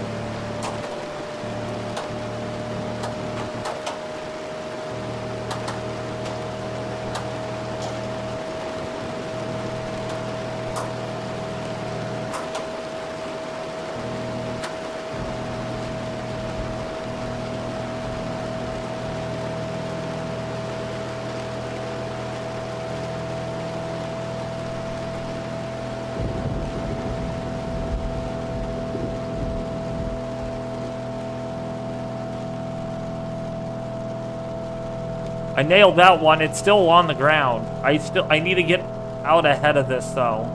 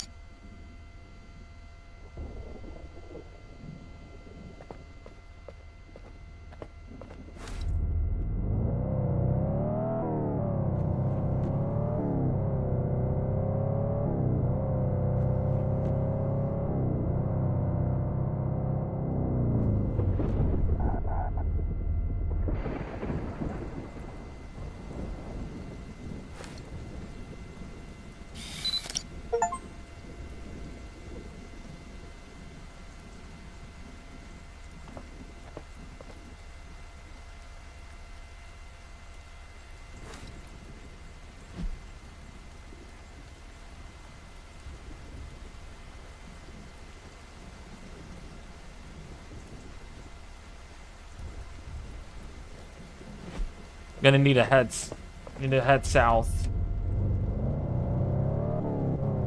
or head north and then head west or east.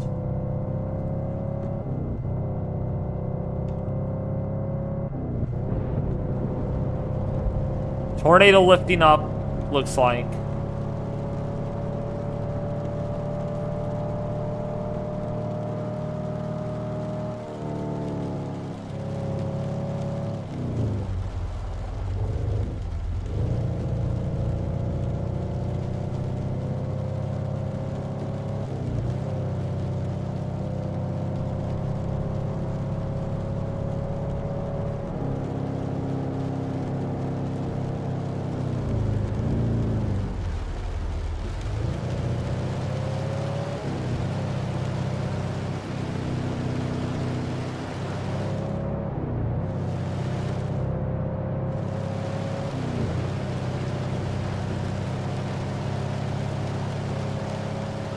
Oh shoot. There's wind.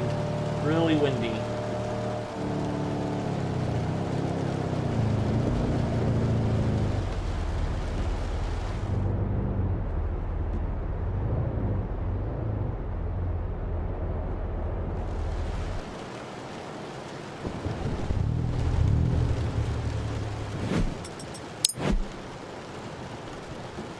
I guess I don't need any gas.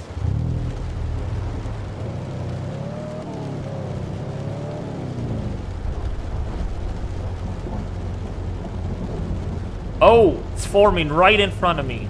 Right in front of me. There's a tornado forming.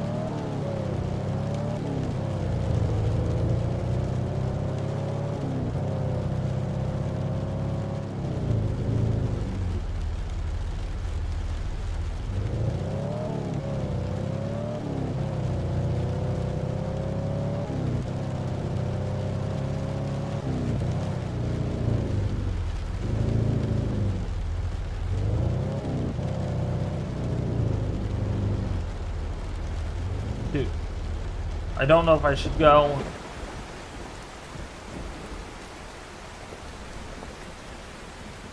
I'm gonna try going south.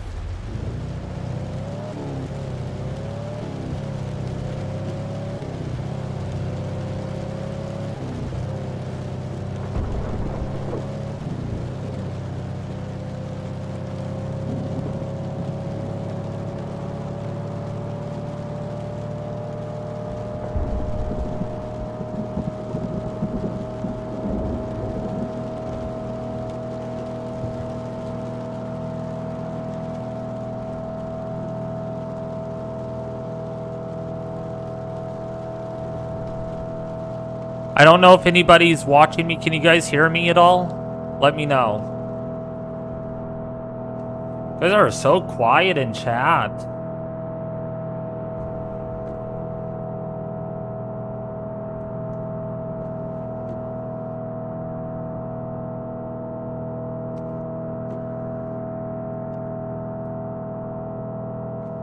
Sweet. You guys are just enjoying the game, I see. Alright, I need to get gas. I have to get gas.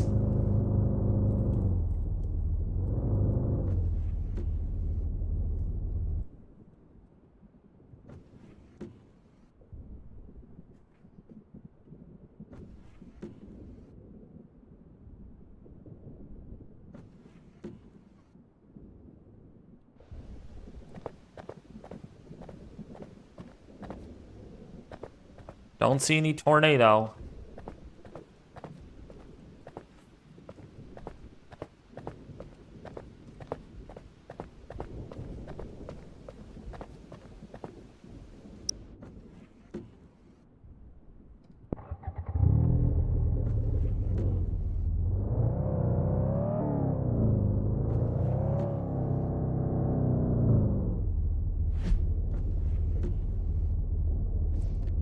Looks like it's gonna recycle though, so I better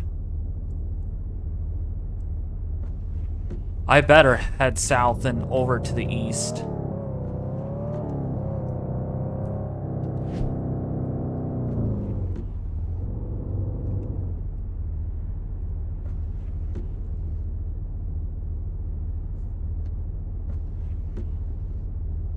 Oh, there's a lot of instability out ahead of this. Shoot.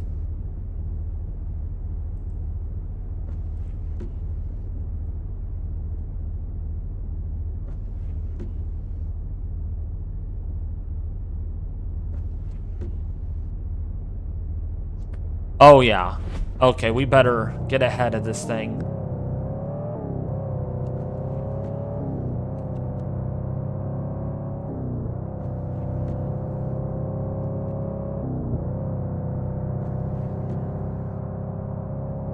We better get ahead of this thing, because...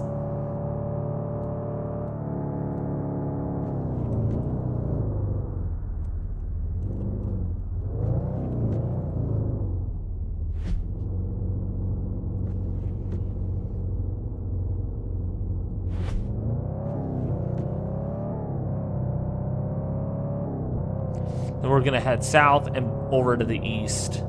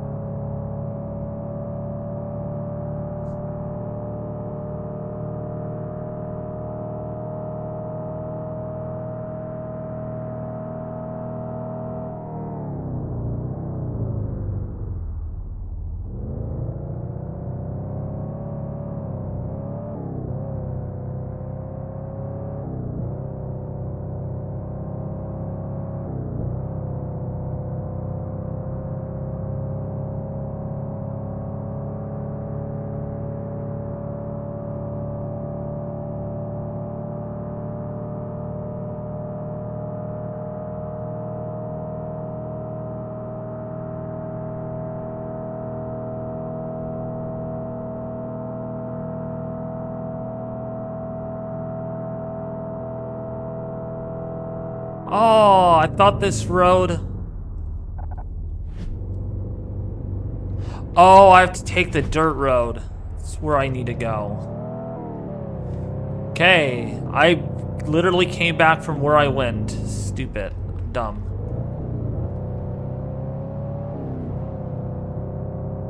I know! I just went in a loop. I'm crazy. I should have went straight on that dirt road is what I should have done.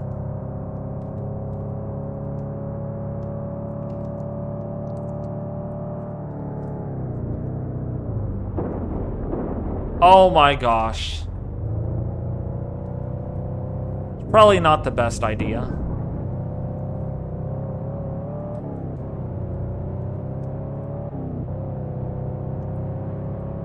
Probably laughed at me.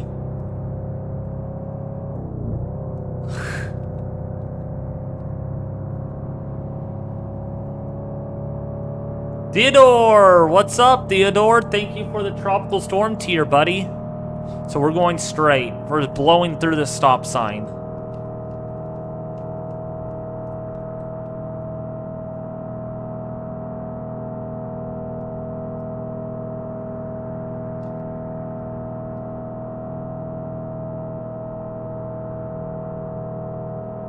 I'm not gonna crash. I'm not gonna crash.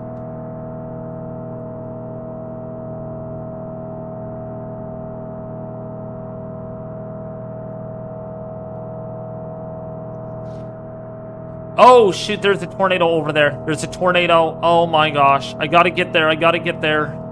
I gotta get over there. Tornado, tornado on the ground. Tornado on the ground.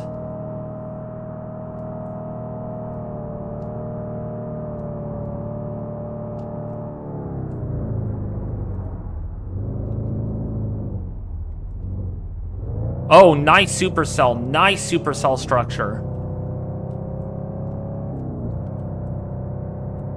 I'm trying to get up there. I'm trying to get up there. I should outrun this. I should outrun it.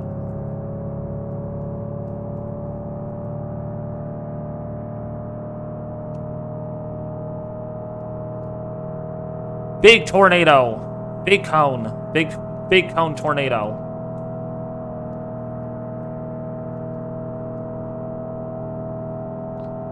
I see it. It's right in front of me. That's a big cone tornado. Holy cow, that's big. Bigging. It's getting bigger. It's getting bigger.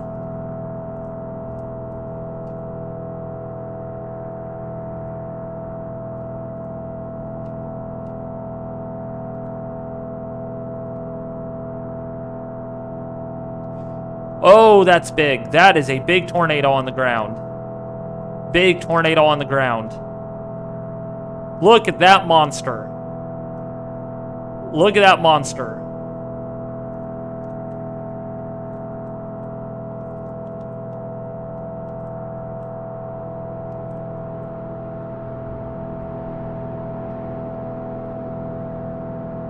Got really windy. Got really windy.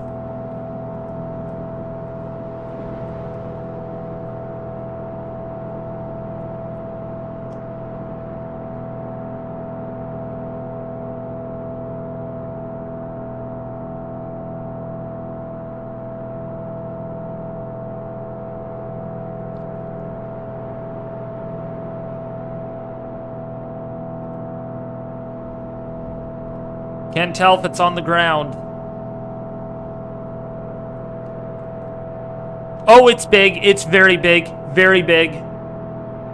It's big, big, big, big. Big tornado on the ground.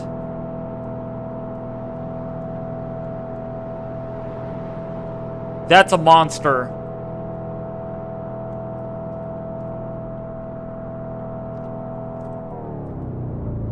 Or did it lift up? Holy cow, that's big. Oh, wow, that is big. That's a big tornado. Big tornado. Oh my gosh, that's big. That's a big cone tornado.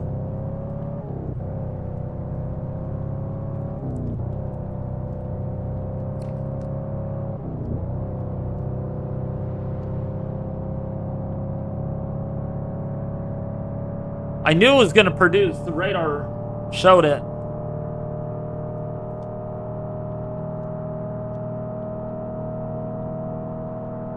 Oh, shoot, it's destroying stuff. It's destroying stuff. I need to get ahead of this. I need to get ahead of it.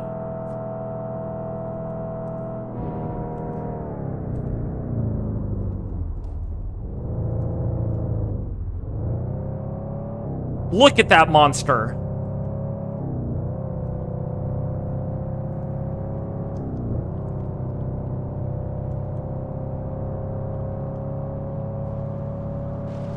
It's rain wrapped. It might be getting rain wrapped.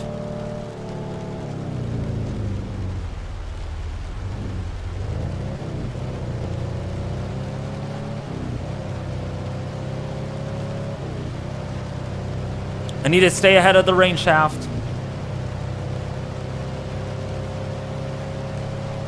Come on, I need to do this. I need to do it.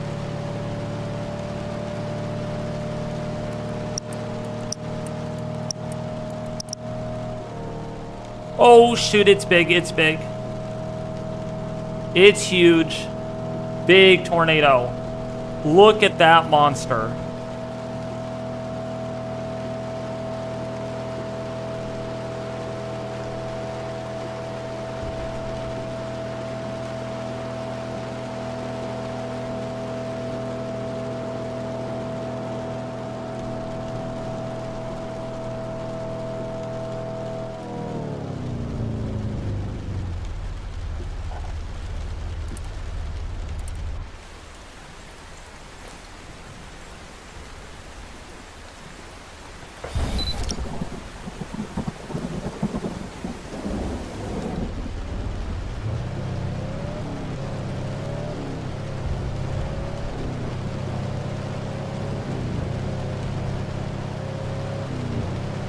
I need to get on the highway to intercept this.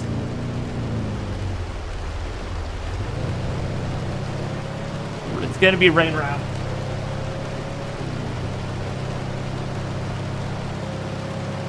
It's not real, no. It's a game. It's a game. Oh, it's rain wrapped. I can't see it. I cannot see it.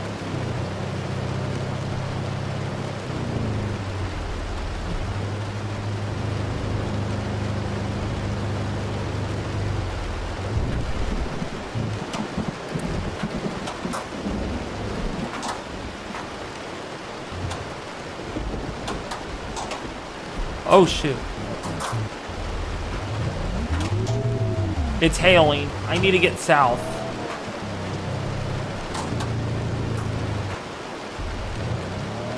Wow, look at the winds. Winds are strong.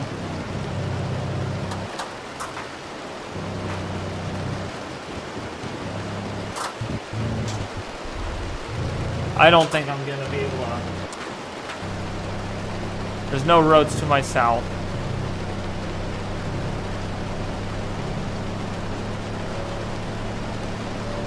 Wow, the wind. Jeez, wind is so freaking strong right now.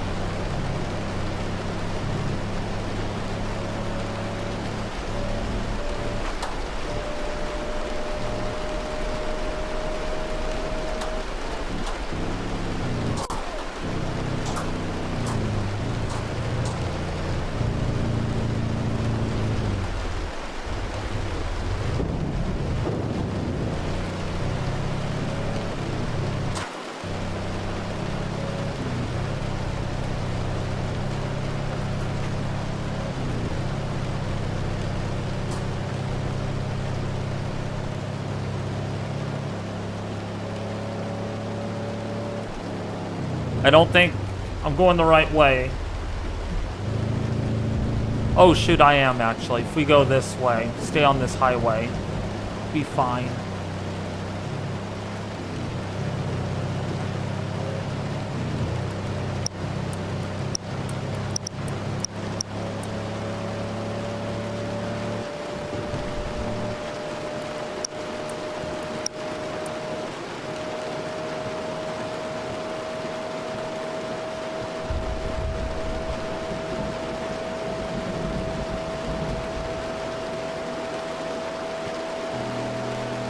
I need to get east. I need to get east.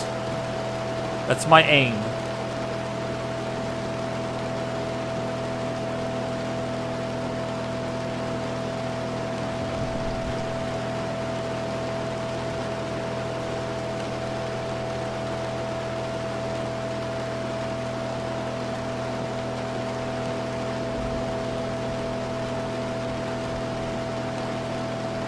That was a big tornado, though, that I had.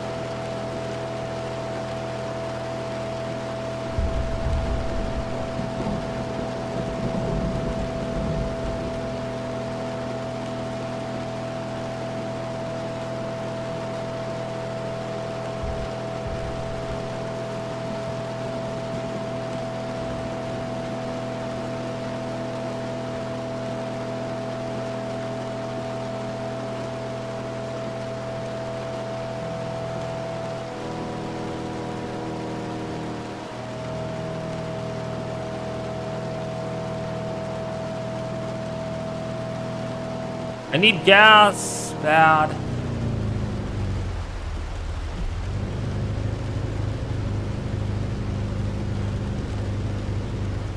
Oh, I'm not even near a gas station. Great.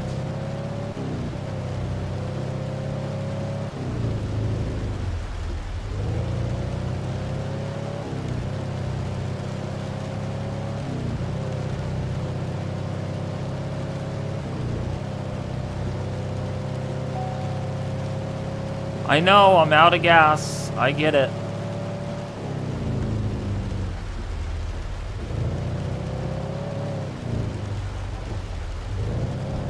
I'm trying to get ahead of the inflow, inflow notch.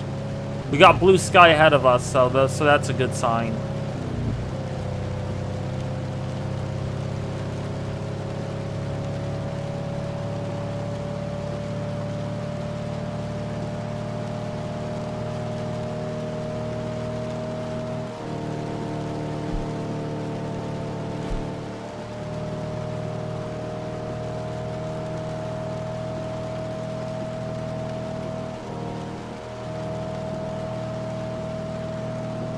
We'll make it, I promise.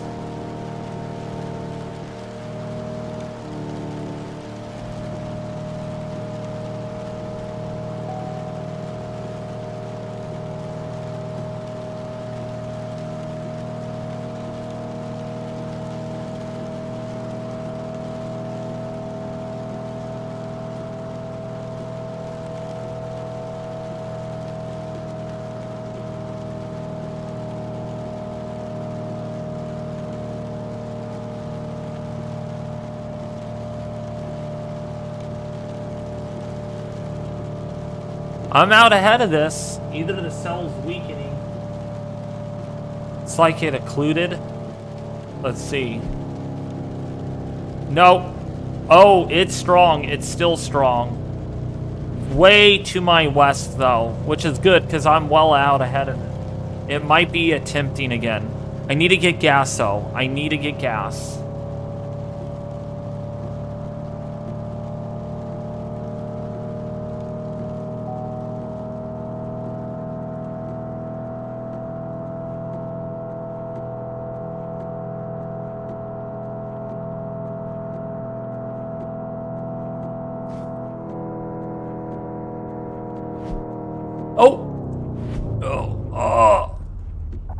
Gas is over here.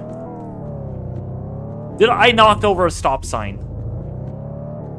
Oh, yeah, it's right in front of us. I need to get gas, though.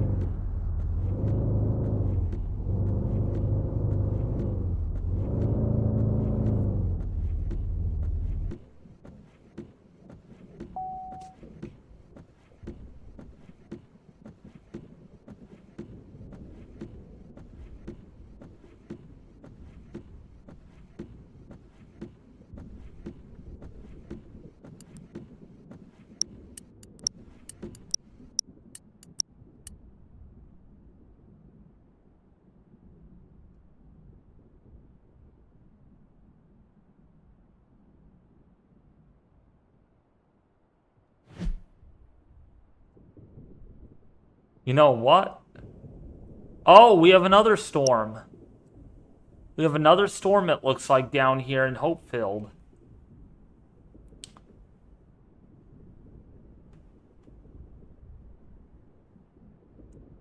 So we need to go back. We're going to go west and go straight north. That should give us there. So we are going to end up going west and then go north. We're going to go straight on this road.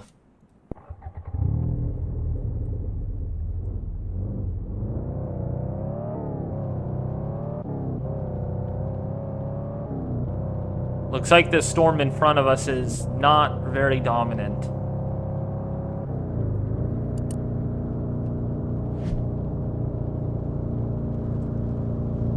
Yeah, it's not very... dominant anymore.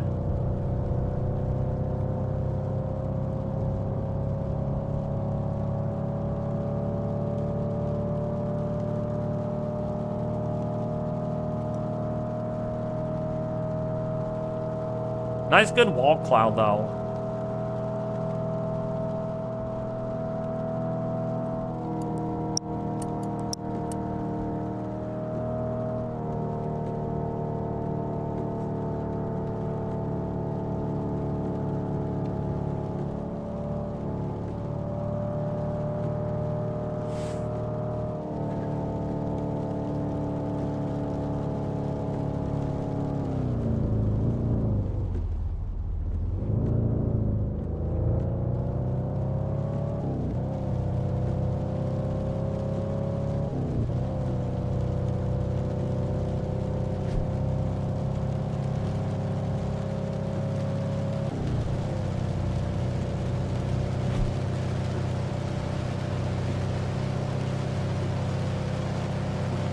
Oh, the chase is done.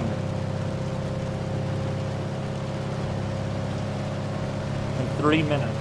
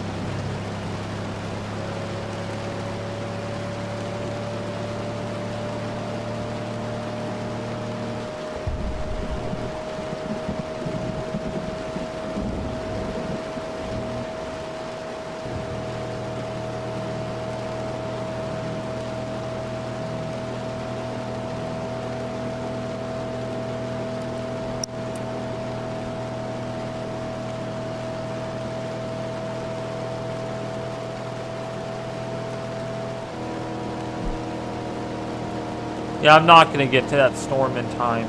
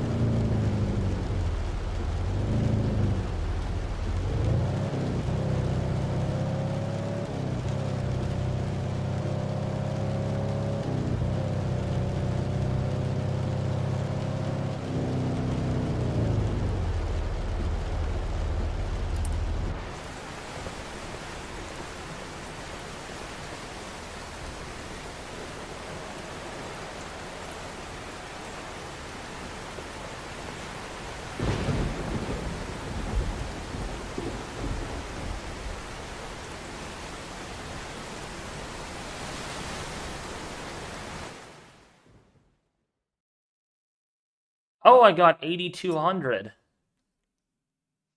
Look at that.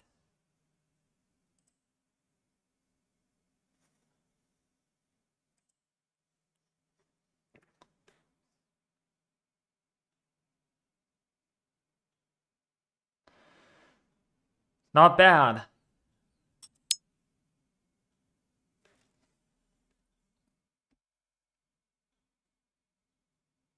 What's up, James? No, this is not real. This is a video game.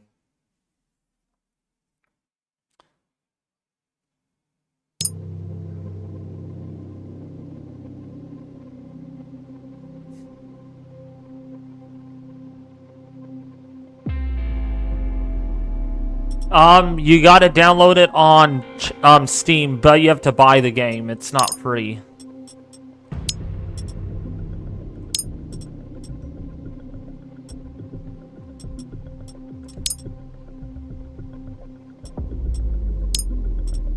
Actually, you know what?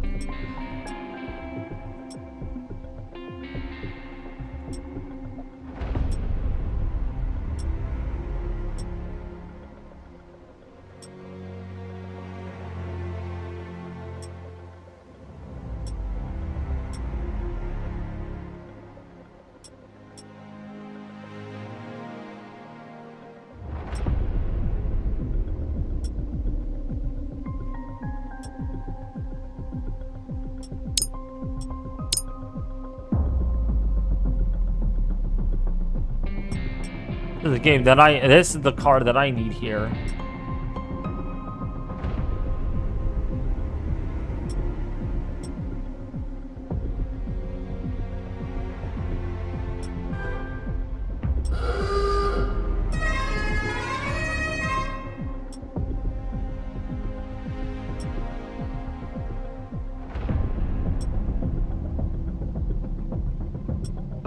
And I'm gonna need to get a lot of money.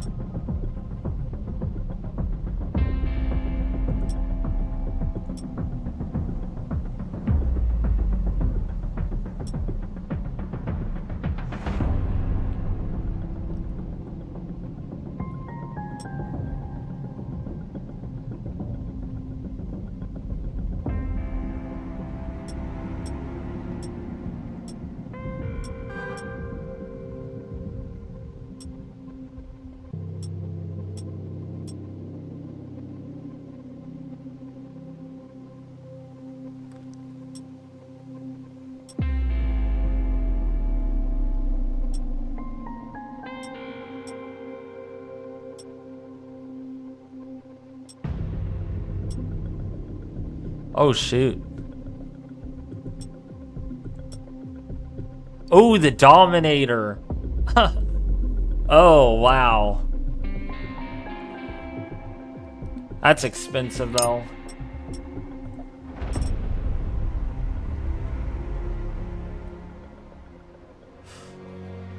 Let me see if I can get a different car, I think. Oh, I guess I can't.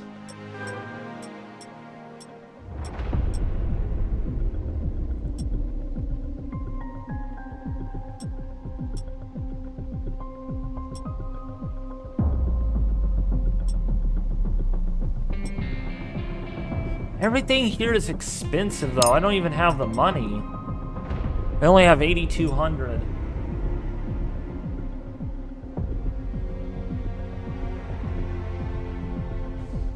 The name of the game is Outbreak.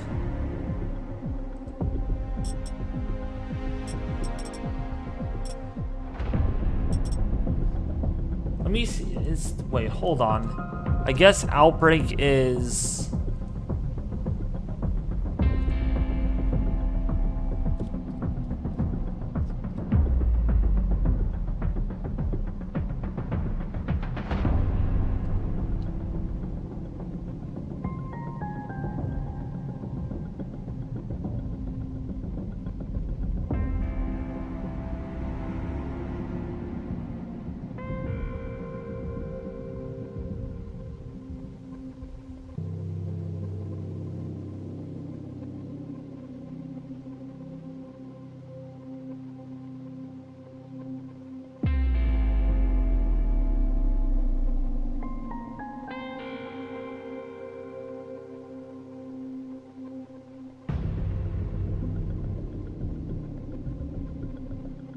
I think I have it already, even so it's early access.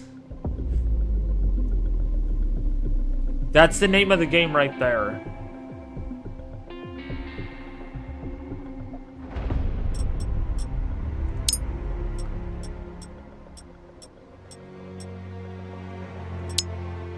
Do you guys want to play one more round, but you would have to play with me, have some fun?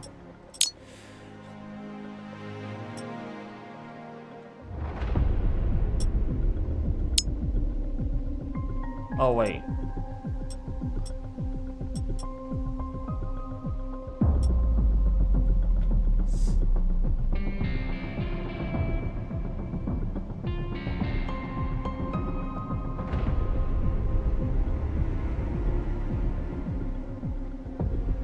I don't know if this is the code or what.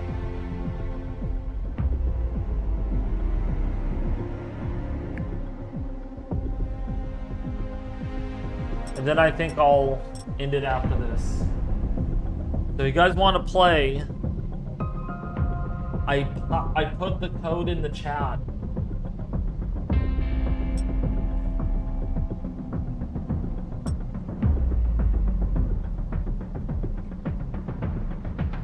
Do you guys want to play at all with me? Multiplayer or not? If not, that's fine. Oh, it's almost 9 o'clock.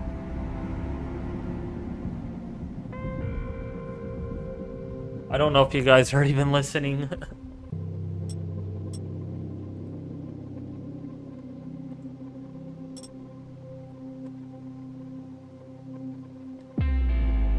I don't know if that was the code.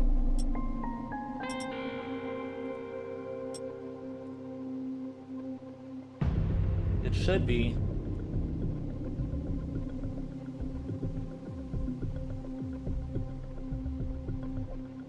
No one joins. I'll probably end it here.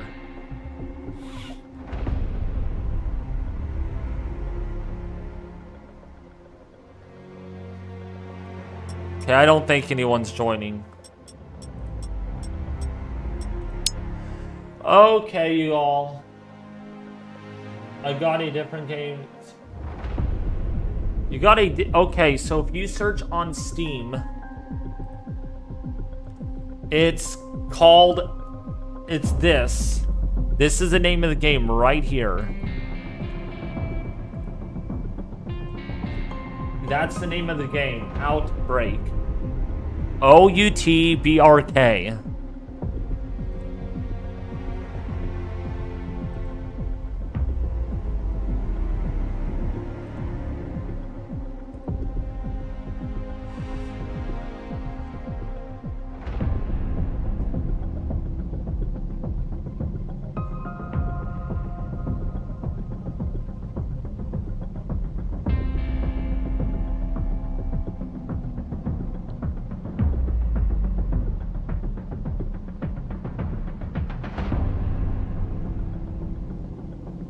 Oh, okay.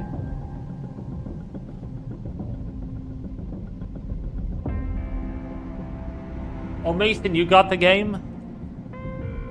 Who has Outbreak? Raise up. Let me know in the chat. If you guys do, maybe we can play one more round in multiplayer. If not, I will...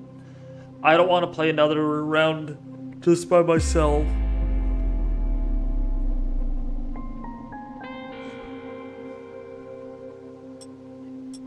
It's more fun with people. Anyways.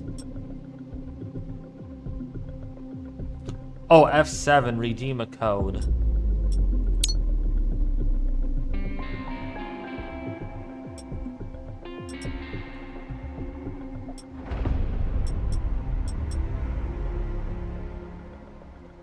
This is the code.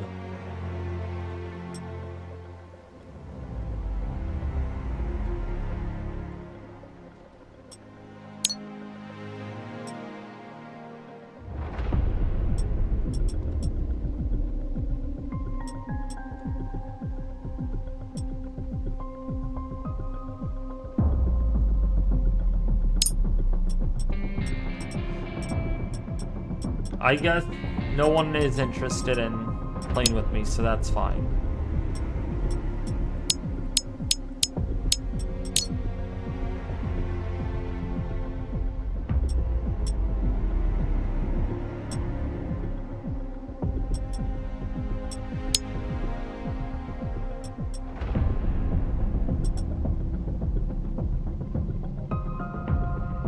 Okay, that is the code right there. So it's going to be this code. That's the code right there on your screen if you're interested in joining.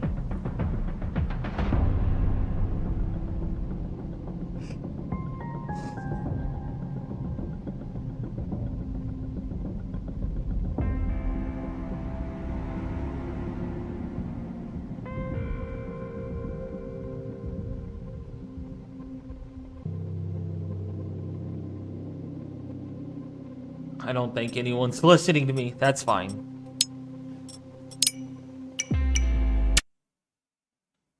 All right, I think I'm gonna end it here for the night. Do you guys have any questions at all? Any questions before I close it out?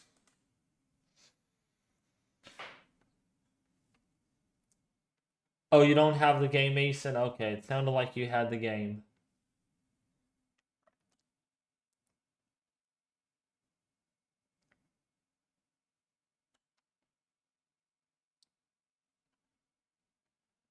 Okay, I don't think there's any questions. That was cool, though. That was a lot of fun, though. I'm glad we had some fun. All right, I think I am going to...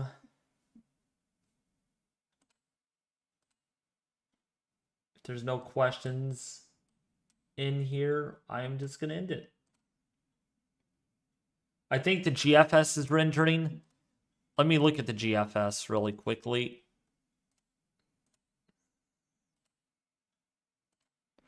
Doesn't really mean much now at this point if the GFS, because we know what's going to happen.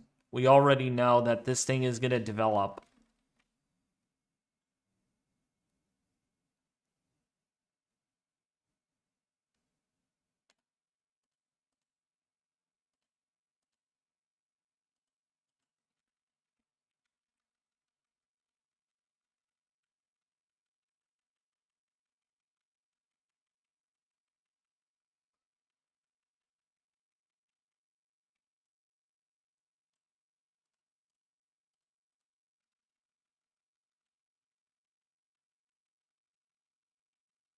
I did want, you know what? Hold on. Before I end it, I wanted to show you guys something. A different game, very quickly.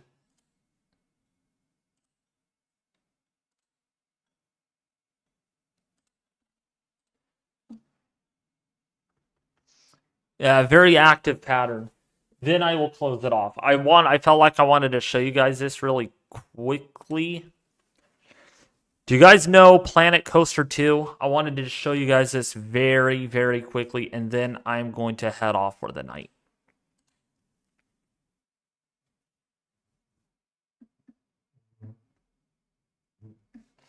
At least a marginal risk. The gaming, even a slight risk, especially.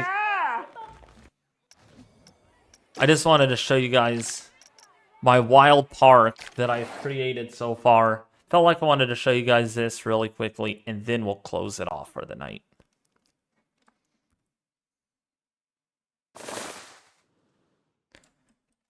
Look at my ride.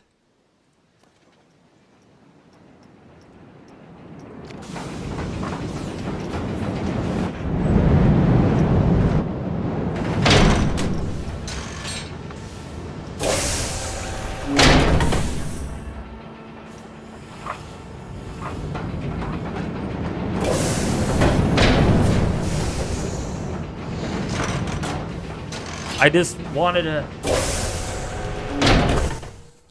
wanted to show you all this ride first, and then I'll show you guys around the park, and then I'll end it.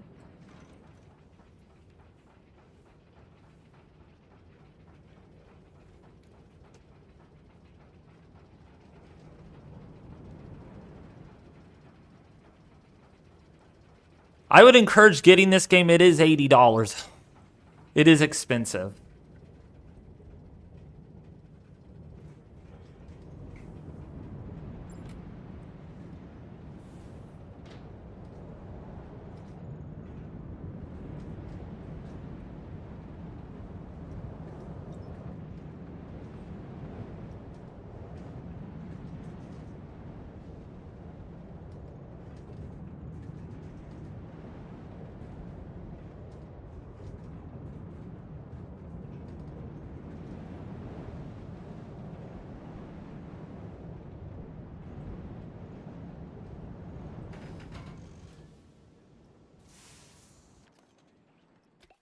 I could open the ride, though, so that's good. What do you guys think of it?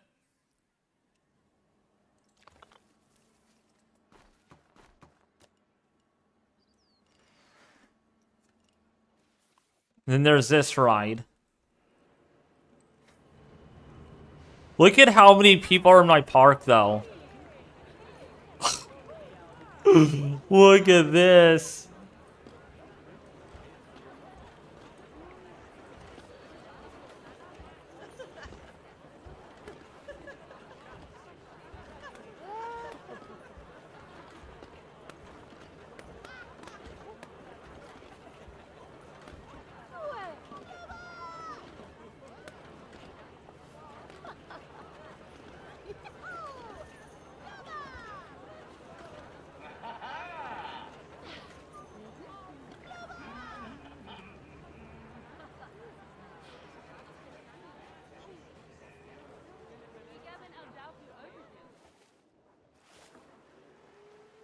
Here's my wave pool.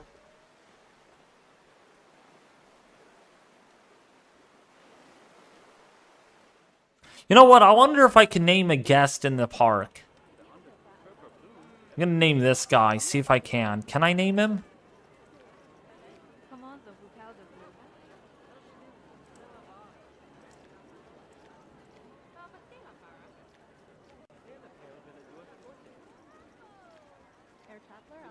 I guess you can't name the person.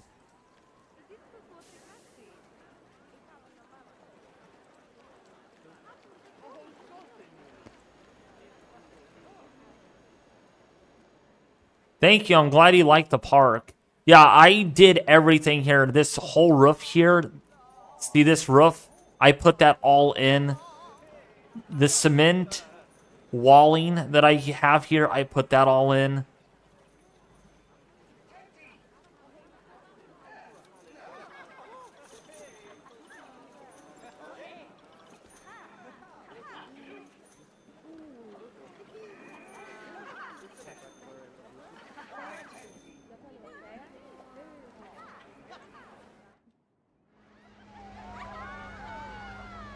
Look at this ride right here.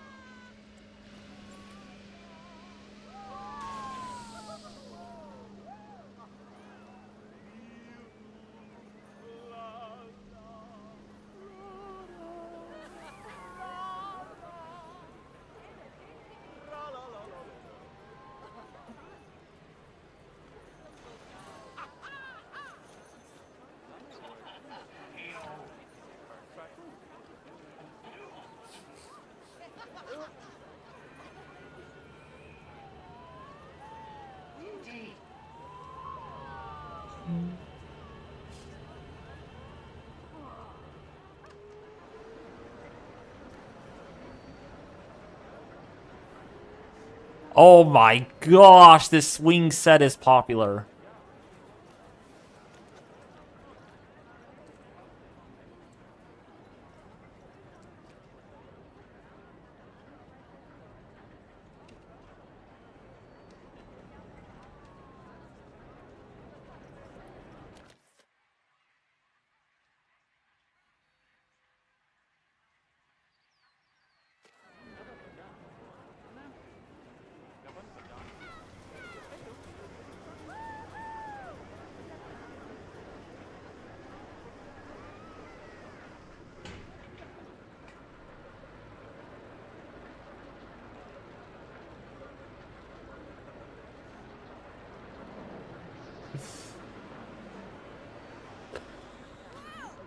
So what do you guys think?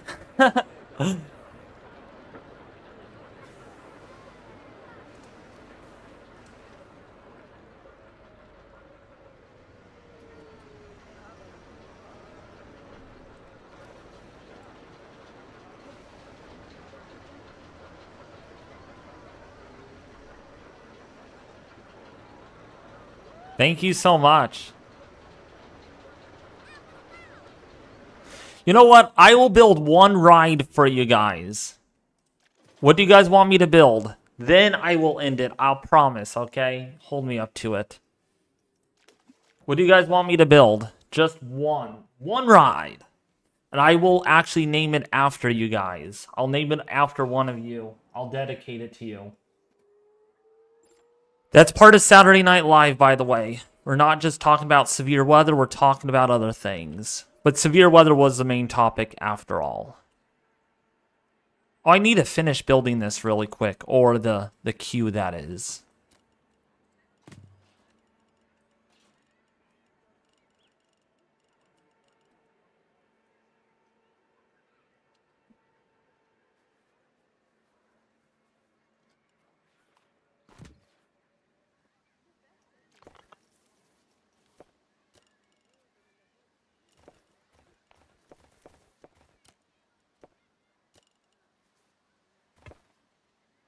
Okay, so that is open. Do the long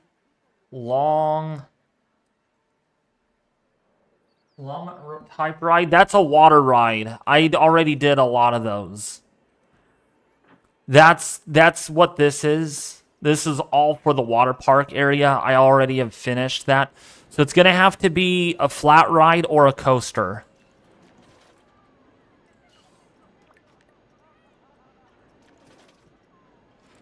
I could actually make a ride. It could be called Psycho Steve.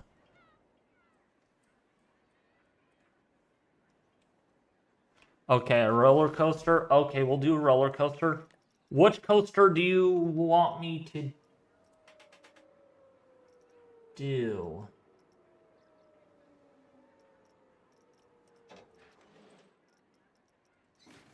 No, there's a lot of selections here.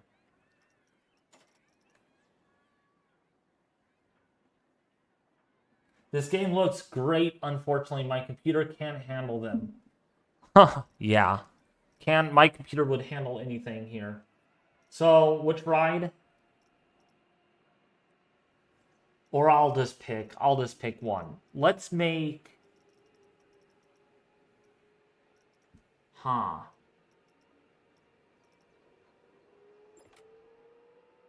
This one. We can make this one. This is easy. This is an easy one to build.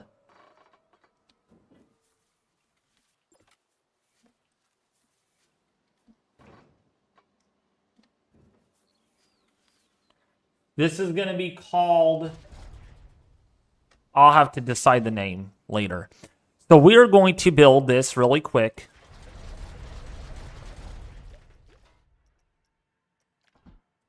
Make this go up.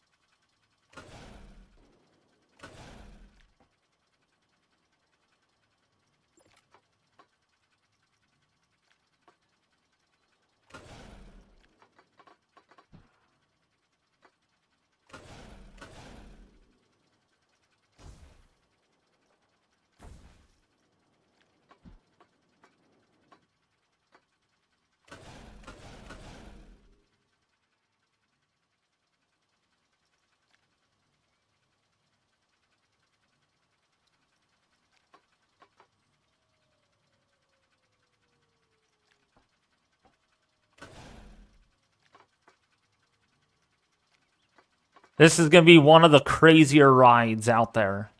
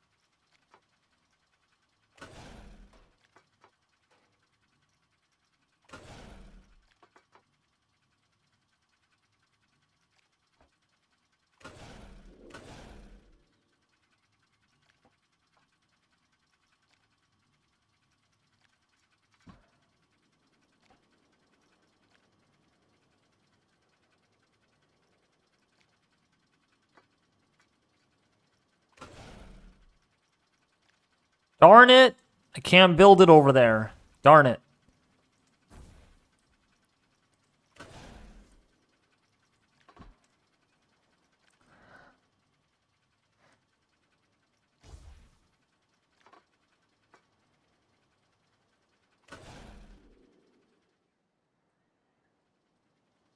This is a very wild ride.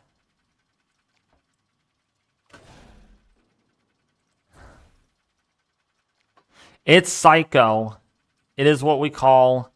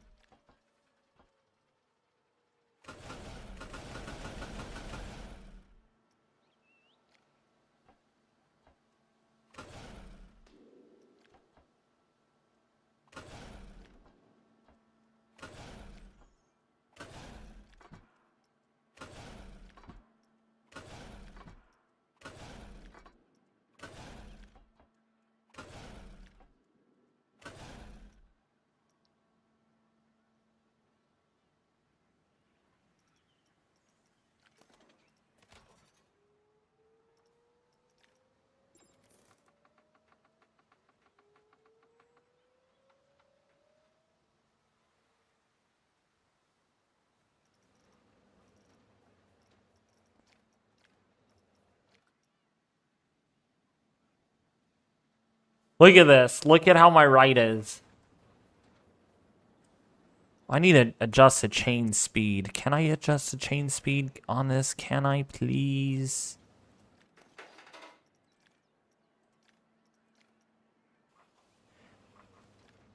Can the chain speed be adjusted? No, it can't.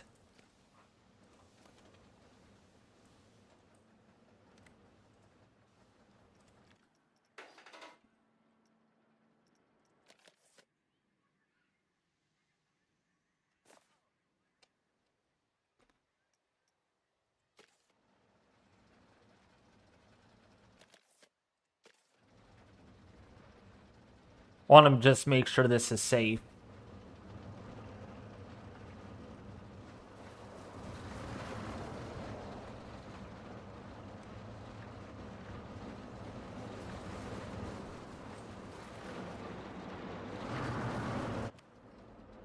Look at this. Oh my gosh.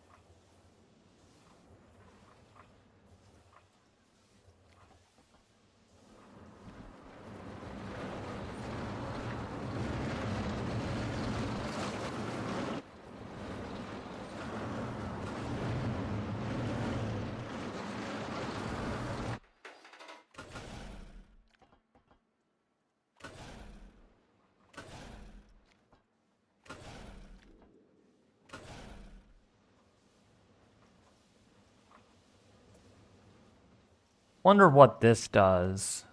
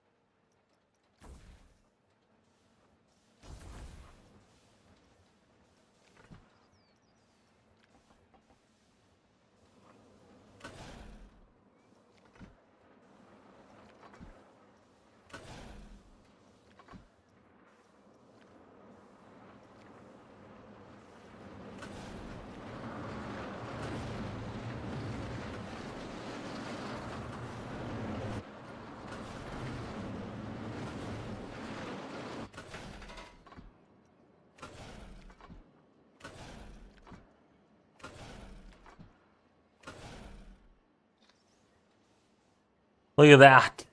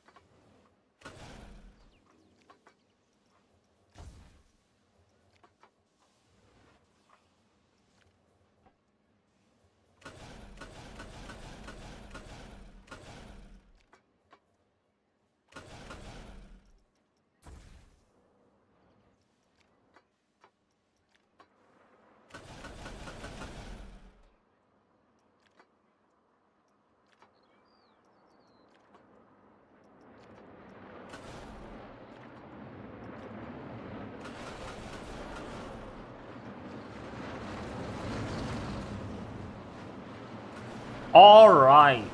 I think we're done with our coaster now.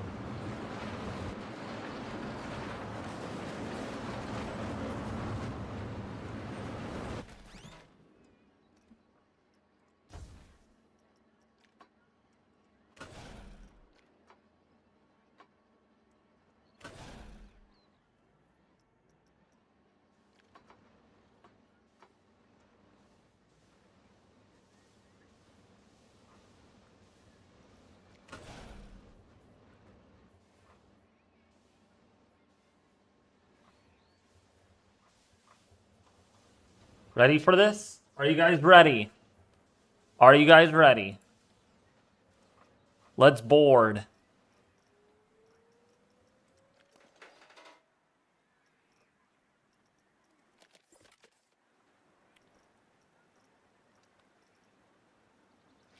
This gets the pass.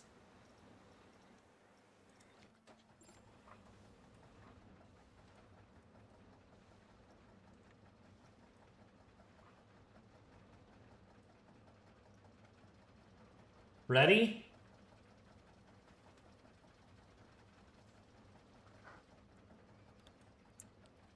So I gave this the name. It is called Psycho Mason. I'm going to dedicate the ride. It's going to be Psycho Mason.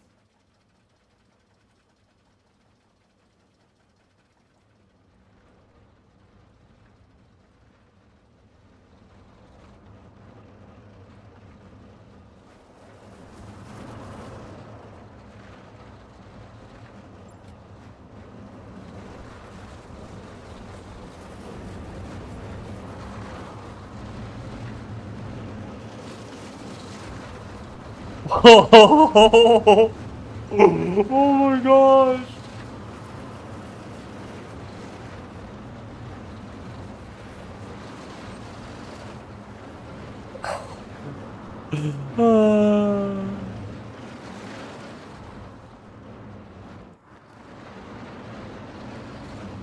Please be a pass.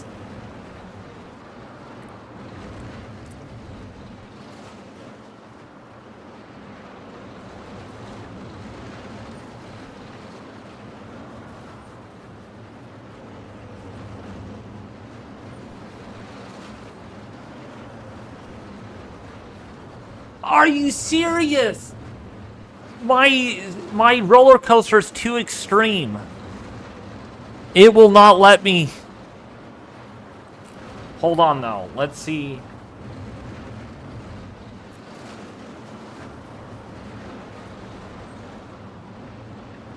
Oh, it's not even gonna let me open it. No. No. Okay, we could do this. What I can do. I am terrible at building roller coasters, I guess.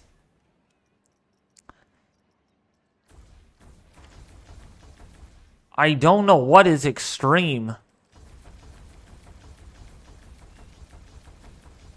I guess it was this part, maybe?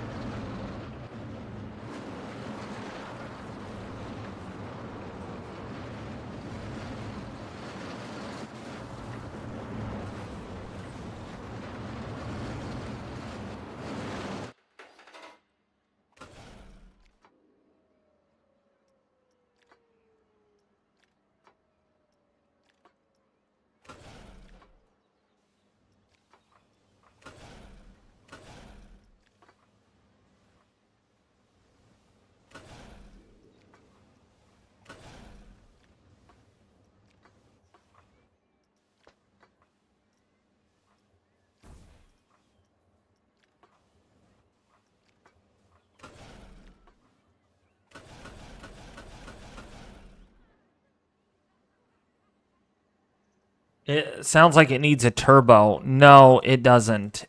What it needs is it can't be extreme, I guess.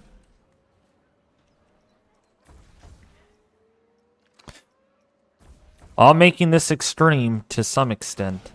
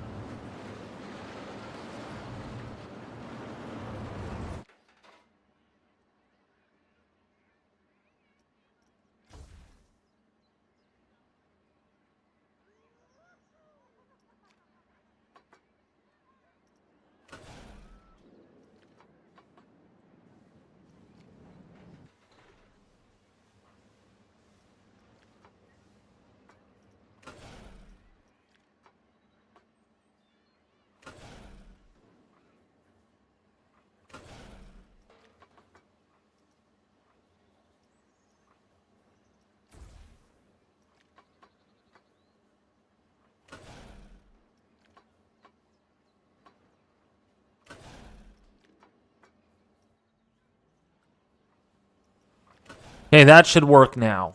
Please pass the test.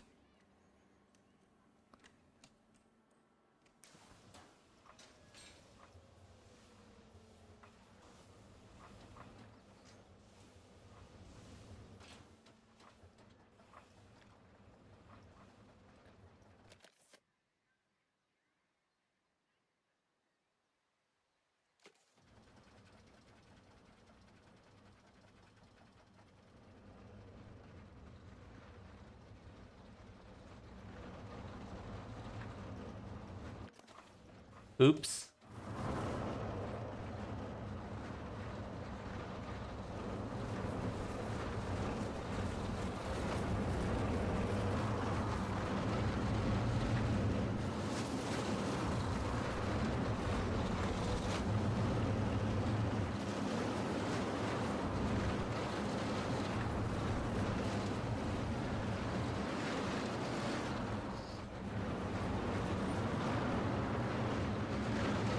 Let's see if it passes.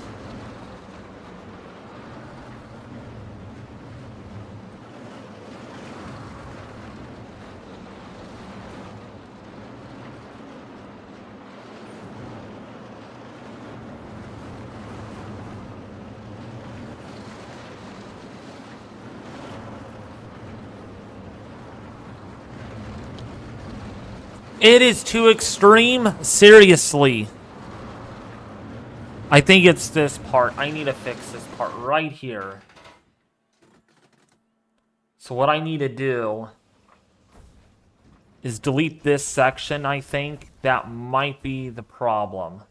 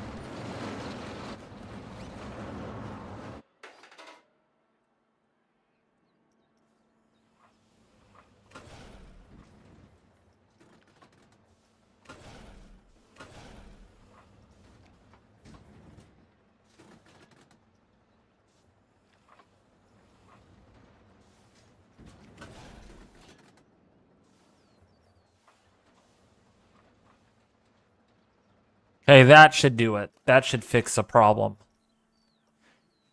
That should fix the problem. Let's see. Let's see if this works. Then I have to head off after this.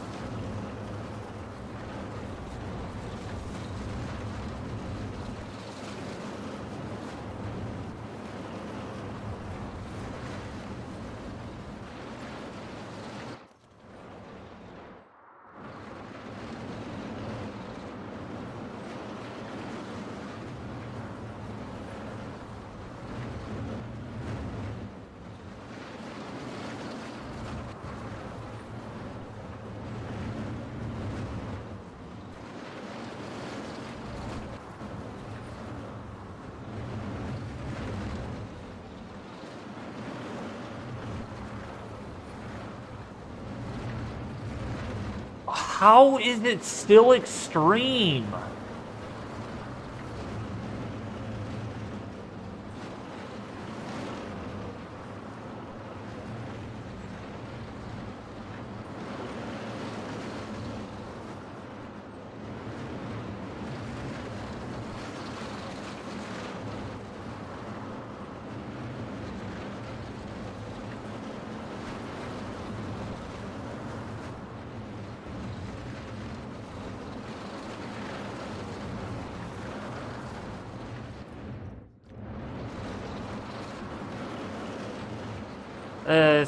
I'm done with this game. I don't know how is it extreme.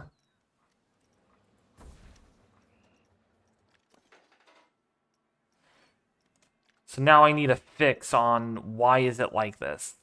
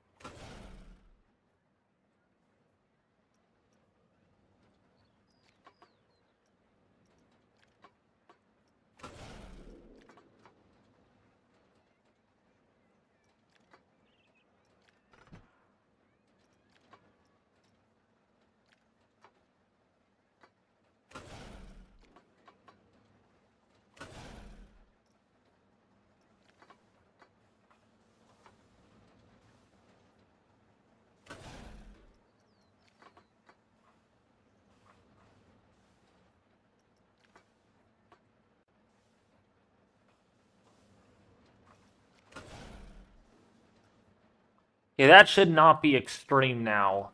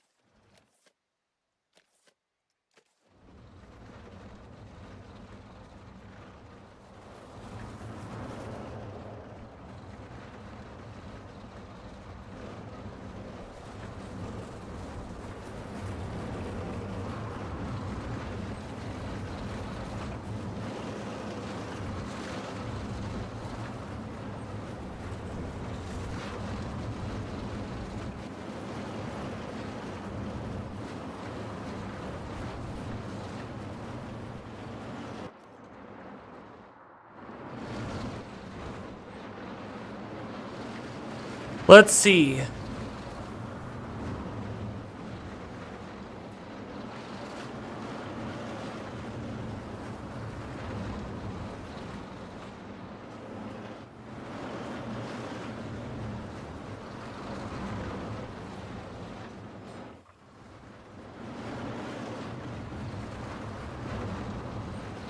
It's still extreme.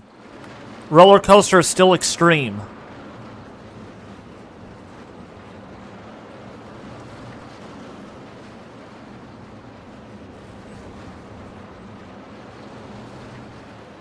Okay, so you know what? What I'm gonna do, I'm gonna give this one shot, one more chance.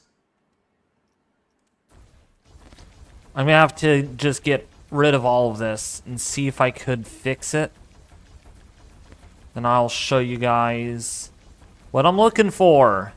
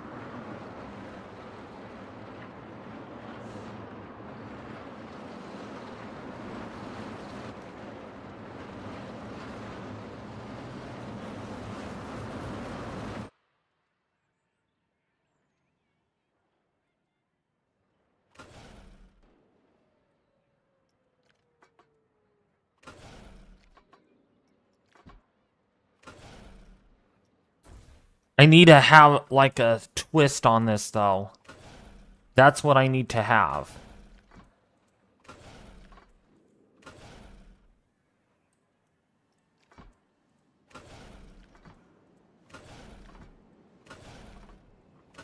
Here we go.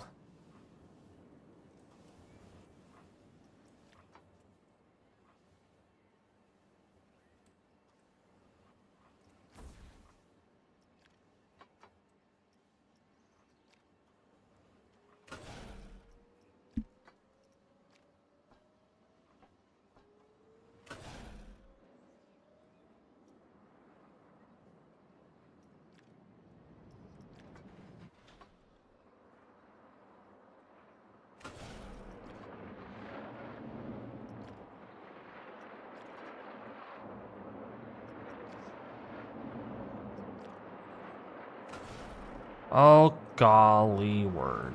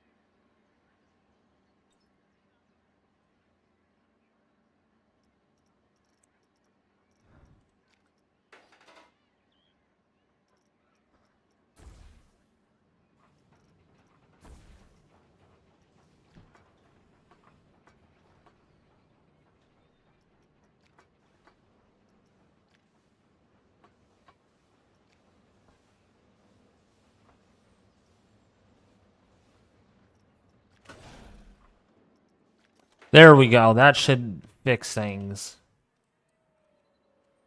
Hopefully, fingers crossed.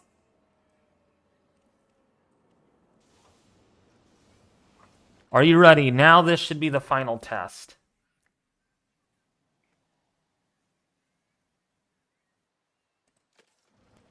Welcome to Saturday Night Live, folks. There we go.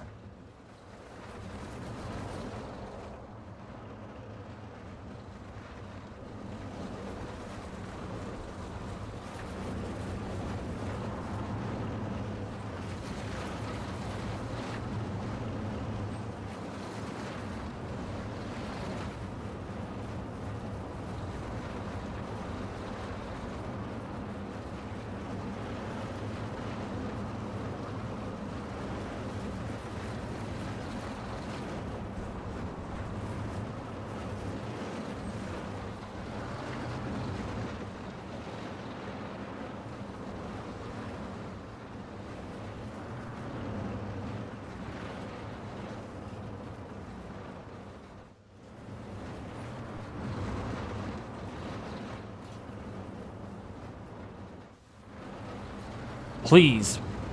How? Okay, I'm done. I'm done with this. How is it extreme?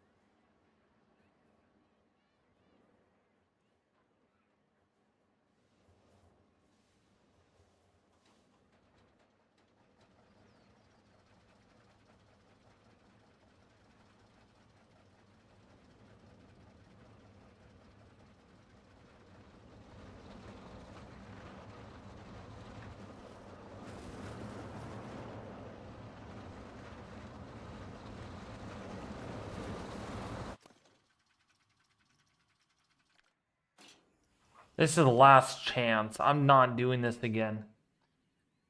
Make it lower, probably. Maybe. I wonder if it's a twisty thing. If my coaster is just too twisty.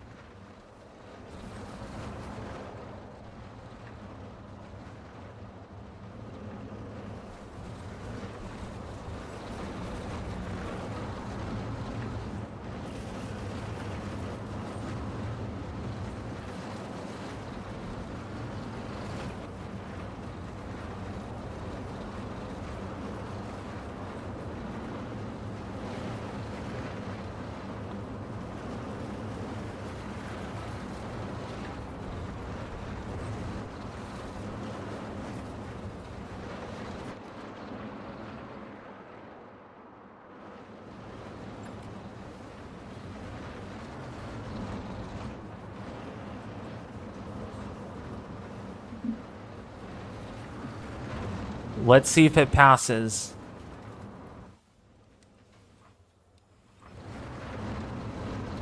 Still too extreme. So I'm gonna see if I remove the twisty part, if that will fix everything.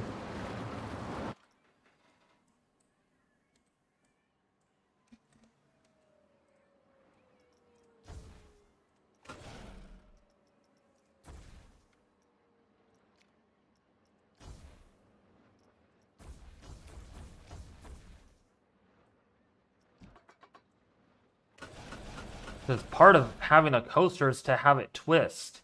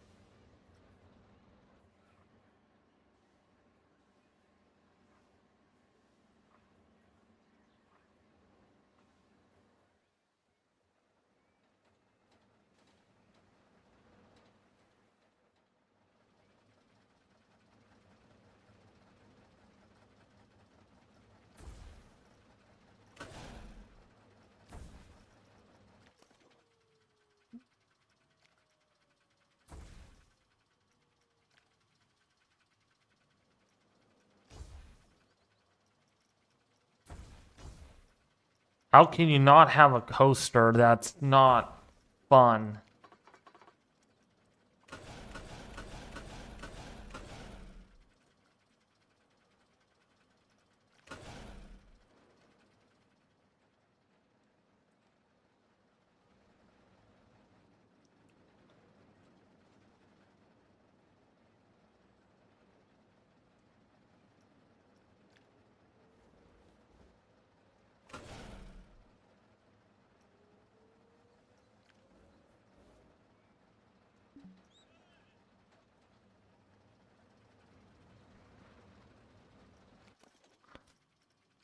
All right, this should work. This should work. And there's no twists.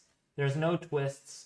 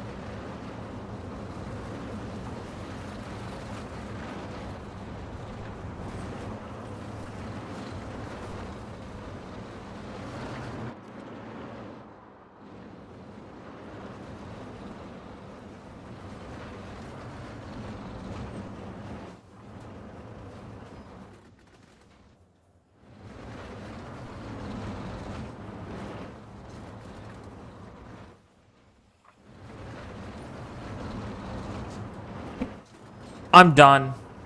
I don't know how that is extreme. I do not know how that roller coaster is freaking extreme. But what I'm going to do is I'm just going to rebuild the whole thing. And then I think I'll end it. I'll end the video or I'll end the stream whenever this is done. Because I wanted to show you guys how I build a coaster.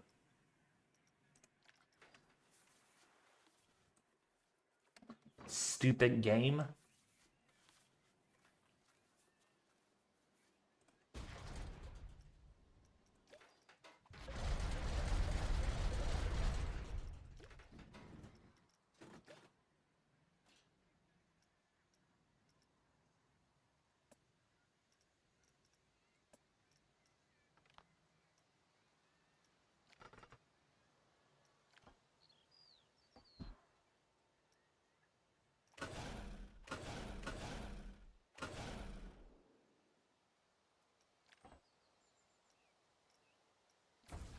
Do you know what? This is not going to be a very high ride then.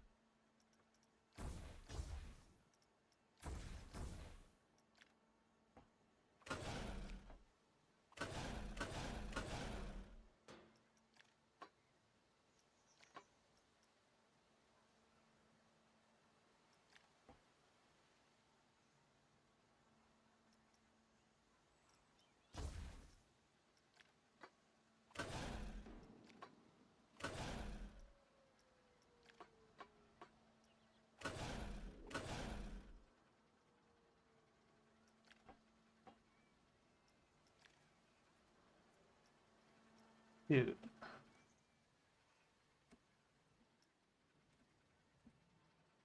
So apparently can't do that.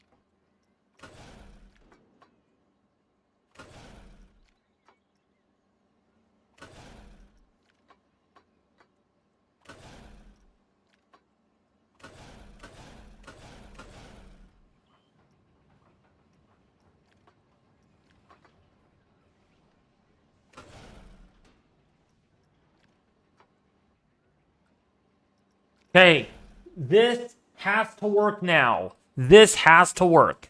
I swear, it's gonna work. This time it's gonna work because I got enough. I don't have any twists or anything on this.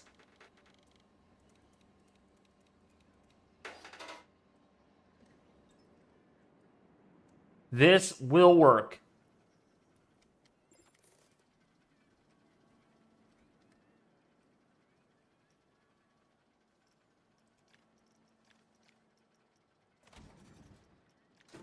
Here we go.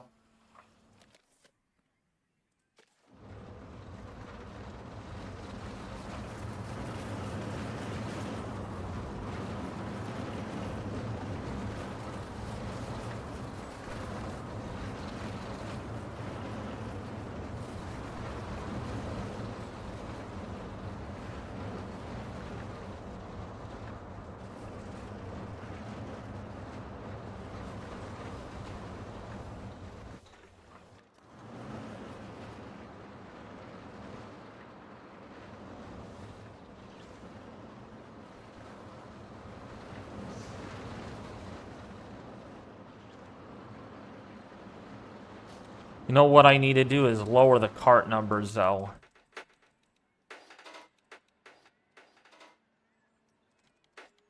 We'll do 10.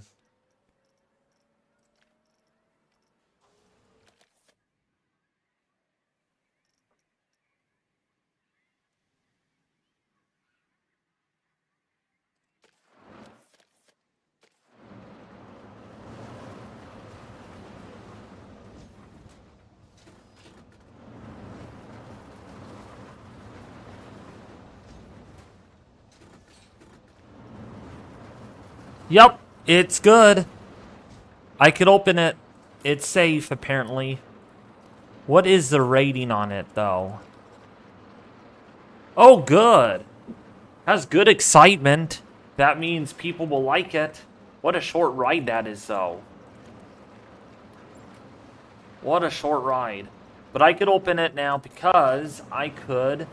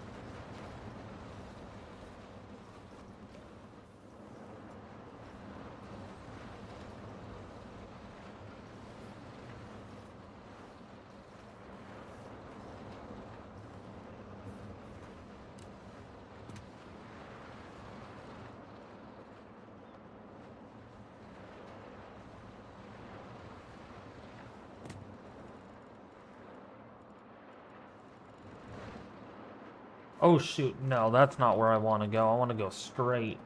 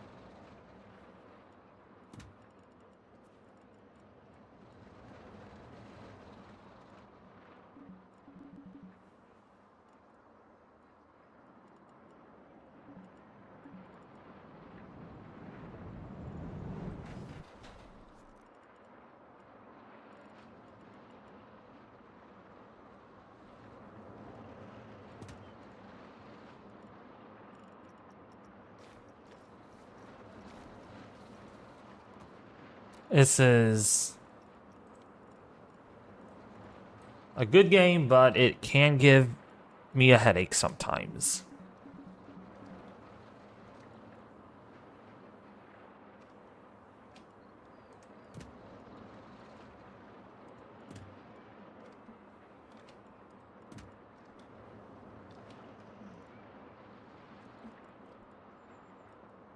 Like that. How's that obstructed?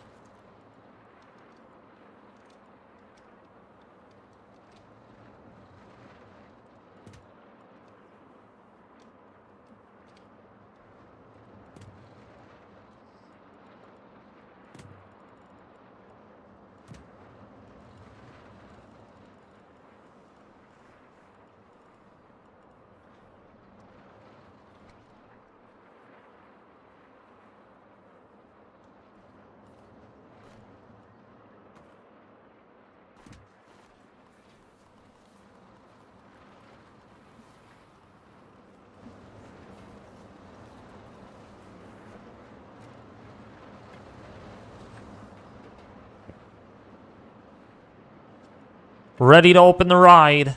Finally.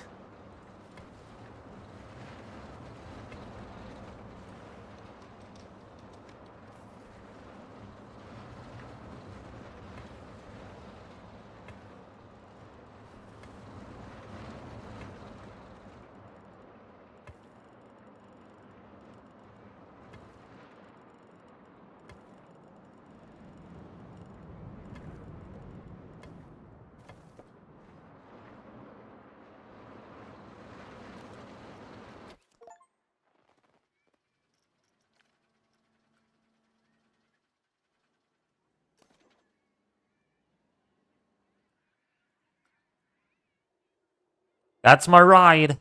What should I name it, you guys?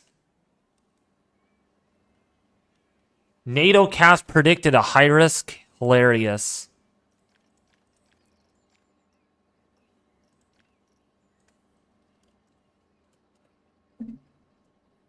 I will give it the Psycho Mason.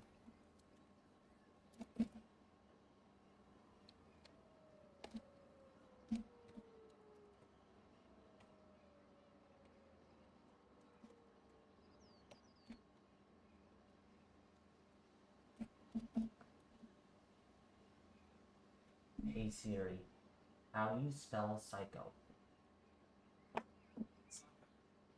E-S-Y-C-H-O.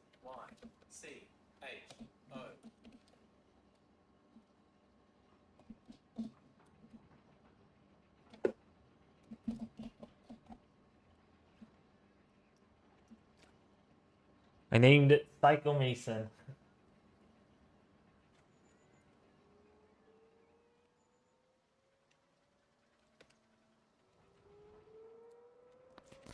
And this right over here, we'll name this. Let's name this.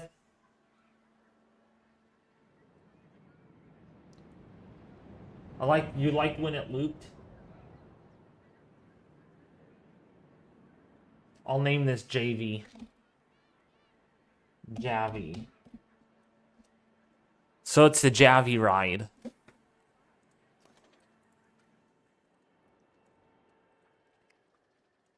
You're a wild guy. Look at this. You're very wild, twisty, and turny.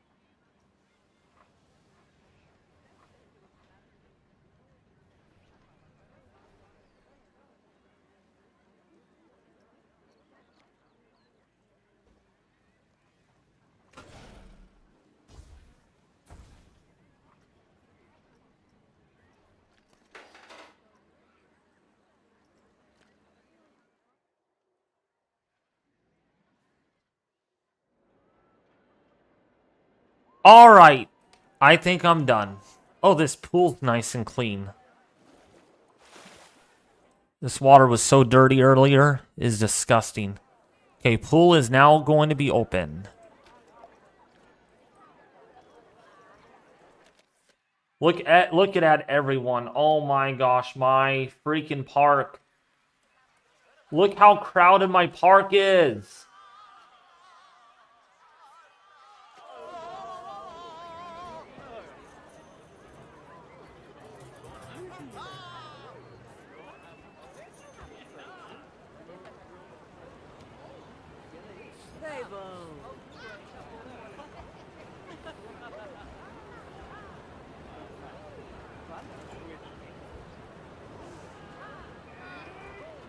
Holy cow.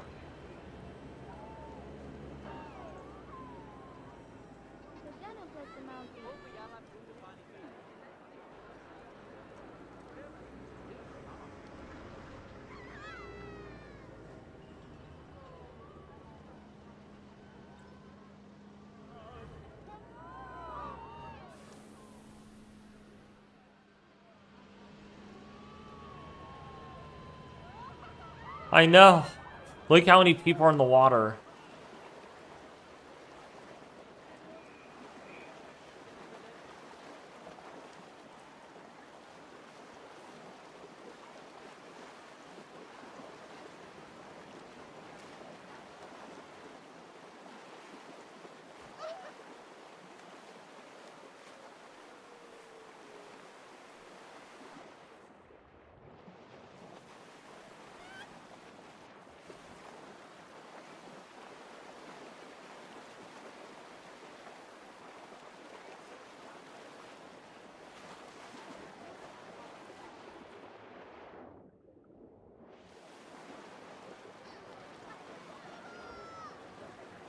Alright, I'm done.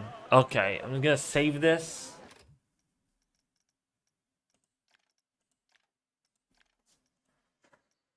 Holy cow, this is the long stream that I did.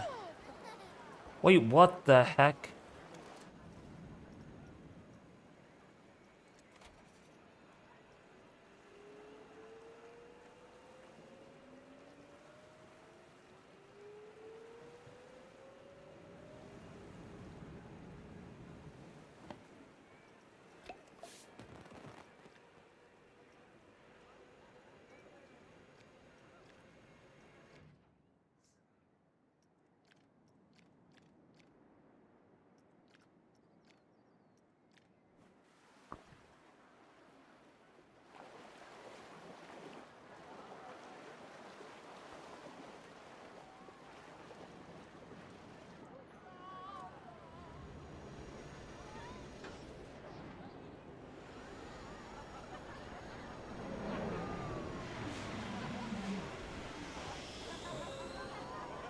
Okay.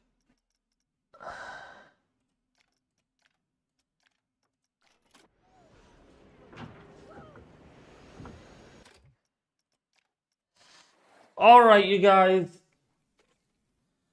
How much does my park make? About $20,000 a day. $20,000 a day.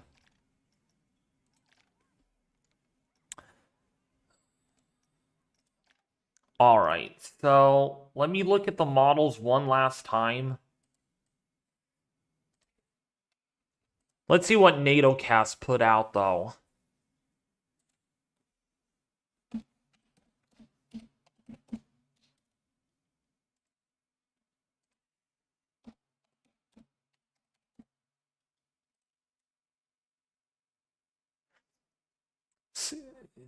I don't even see anything. I wonder where...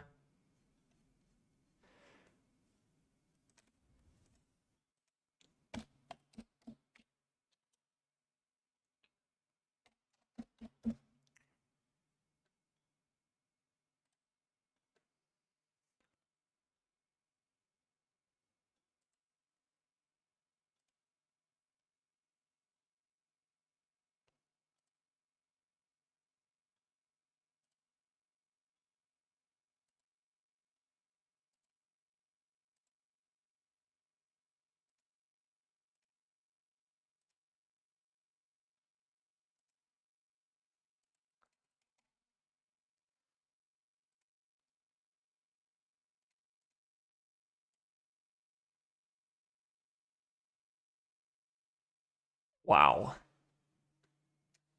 Geez, that's a big storm right there. Oh my gosh, yeah.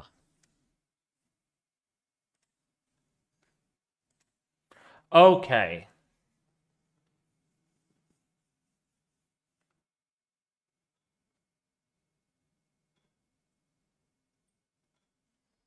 Wednesday, a slight risk, yes. For Long Island, certainly a possibility, yes.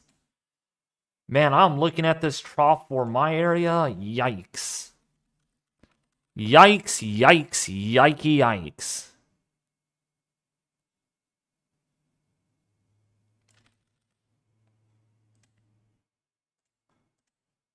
It's crazy.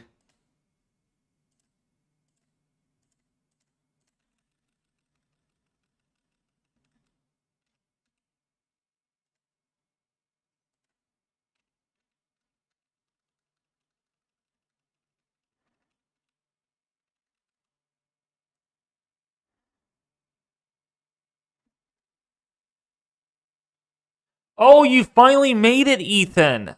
Oh, you had to make it this late, dude. Join. Okay, this is not going to end. This stream is not going to end yet.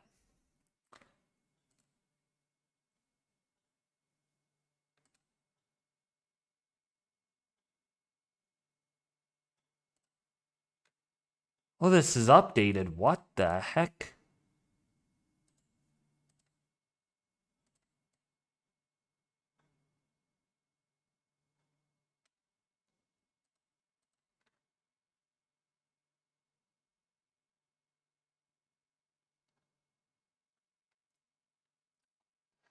Can you join?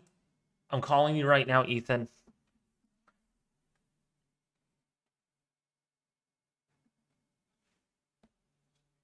Hey, Ethan.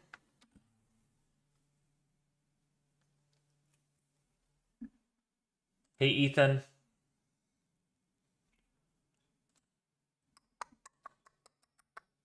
Ethan.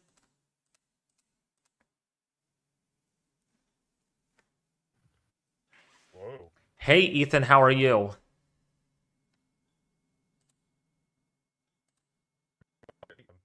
Some things came up unexpectedly, but I finally made it. That is good. By the way, Ethan, did you see some of the photographs for, and this has been consistent on many models already, like the NAM model has been showing it.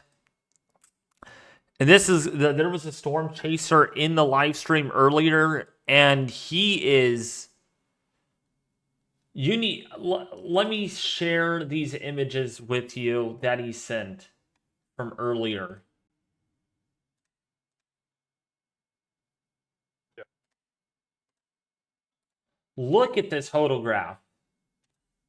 Look at the photograph on this. This is, I believe this is in central Louisiana. Look at the photograph that I sent you. Oh yeah, that is indicative of very strong low-level wind shear. Sure. Oh yeah. And not only that, 925 millibar winds, Ethan, over central Louisiana. 70 knots, almost 70 knots, and 850 millibar winds over that same area, anywhere between 70 to 85 knots. Yeah, that is an interesting factor of this. The low-level wind response is going to be really strong. We see a really pronounced and strengthening mid-level jet streak exit region, and that's a zone where we can get these really powerful dynamics coming in. That's really aiding the development of this low-level jet, really enhancing the shear aspect, especially in the low levels for this. I do have some concerns about other aspects of the setup. It's not, not a out setup, but it is one that is very energetic and could yield a number of severe thunderstorms. Yeah, which, by the way, Ethan, that mid-level jet encroaching into Louisiana is over 115, 120 knots at 500 millibars. Hello? Very. Can you hear me? Yeah, you were cutting out there for a second. Oh, it is a very strong mid-level jet.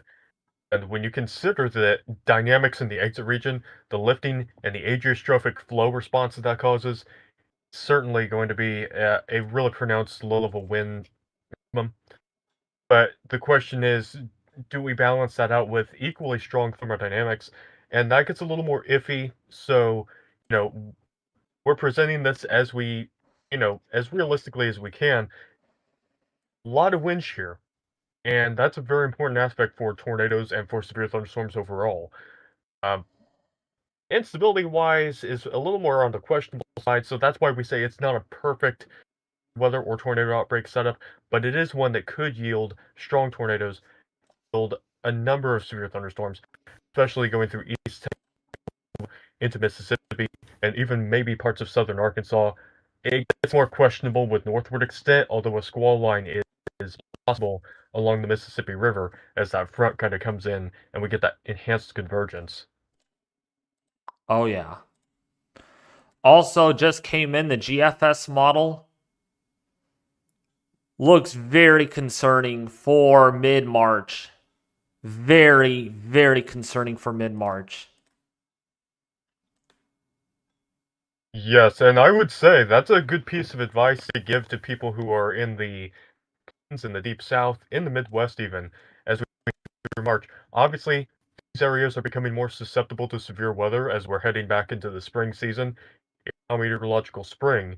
Uh, but if any of you have seen Trey Greenwood, Convective Chronicles' recent tornado season forecast video, then you probably heard where he's saying we've got some energetic disturbances going to be coming through in March, and so that's probably going to be yielding a few severe weather events as we head through the next few weeks. So even once this event is passed, don't let your guard down. Even if the severe storms, be ready in case another round ends up coming in several days out because we do have an active pattern that is developing. And more concerningly, on the GFS, Ethan, on the Supersol Composite Index, for that system that develops by mid March, Supersol, I know this is very, very, very, very, very, very far out. Hypo forecast, in other words, Supersol composites in central Oklahoma reaching up to about a 20. Yeah, that is pretty substantial. Look at this. And supercell composite, yeah, composite parameter for those who might not be entirely familiar with it. Um, this is a composite parameter. It uses a bunch of different individual parameters to assess the likelihood of supercells. And pretty much once you get above values of 2 to 4, then you've got enhanced potential for supercells based on that forecasting paradigm. There's a little more that goes into it. Is the higher the value, the better potential for supercells, the bigger the supercells as well. So a value of 20, that would be pretty darn substantial if that were to come to fruition. Oh, yeah. And all of the soundings in this area of Oklahoma on that storm, if it does pan out, would be on the 16th of March. Most of them show PDS tornado soundings. Yeah, I noticed a very classic low-level hodograph curvature would be favorable for some cyclic supercells and probably some tornadoes as well. I mean, pretty much. Oops, did this. Yeah, look at this one. This is out of Mississippi later on in the period. 5-inch hail analog system on that. Oh boy. Uh, that would cause some pretty substantial dents. Yeah. But also, look at the jet that comes off of this, Ethan, for California, and then moves into the Midwest. Look at the 500 millibar jet, which, by the way, I don't know if you're able to see my screen. Actually, if I did share my screen. Oh, I'm seeing that on your live stream. Okay. Look at how dynamic that jet is. Oh, yeah, absolutely.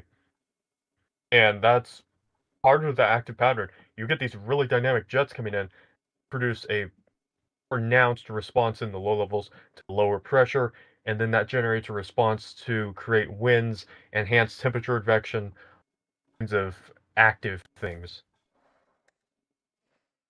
Oh yeah. And if we look at the 500 millibar height anomaly, Ethan, let me send this to you so you can see it firsthand. I mean, wow, extreme pattern setting up.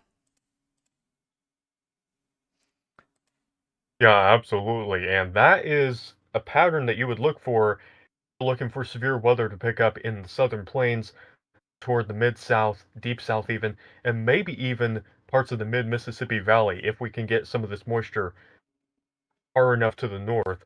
One of the things about this event that's coming up on Tuesday, moisture was initially expected to be a little bit further to the north on the north end of the warm sector. Uh, that has kind of pinched off and we're not getting that as much. So places like southern Illinois, Indiana, Kentucky, if you get any strong to severe weather, that's a little more questionable, actually pretty unlikely at this point, but we can't rule it out. I would say that parts of Kansas and Missouri, we might see something of a cold core tornado risk as well going into Tuesday, and that's just a terminology for where we get this really cold air aloft near the surface low, and that can generate enough instability with the vorticity near that low to get a couple of low top supercells going, can produce a couple tornadoes. So you're going to have to watch it up there. And I would agree that the main tornado risk on Tuesday is going to be further to the south, probably more toward the Gulf coastal states. Yeah, we'll see what the SPC does in later outlooks. What does a color scale represent? Different wind speeds. So redder colors indicate faster winds. Lighter blues, darker blues indicate lighter winds. So that's what that means. All right. Well, you caught the very end of this stream, Ethan. But I'm gonna actually have to end the stream because I've been on for like 30. No, wait. I've been on for 4 hours already. Yeah, I really wish that I could have gotten on earlier. Unfortunately, things got in the way, but I was glad to be on here for any part of it. Oh yeah. But yeah, before I do end it, just to review, big severe weather event coming up for big time severe weather event coming up for Tuesday, which also, by the way, Ethan, just FYI, winds 35 to 50 miles an hour over the high plains with that surface low as it develops. Yeah, we're certainly looking at a big surface low developing. It's going to be pretty organized, strong pressure response with that. So low pressure, that's absolutely going to be coming into play. And to make matters more concerning, Ethan, the European model, okay. Actually, let's go to Oklahoma really quickly. Yeah, northern Texas, Oklahoma, winds topping out at 60 knots at the surface. Or actually, no, wait. Yeah, winds around 40 to 55 miles an hour with wind gusts up there up to about 80 miles an hour. Actually, maybe 95 miles an hour. Wow, I mean, it is certainly going to be a really strong pressure gradient on the backside of this low. I would say as a word of caution too for residents in Texas, Oklahoma, eastern New Mexico perhaps as well.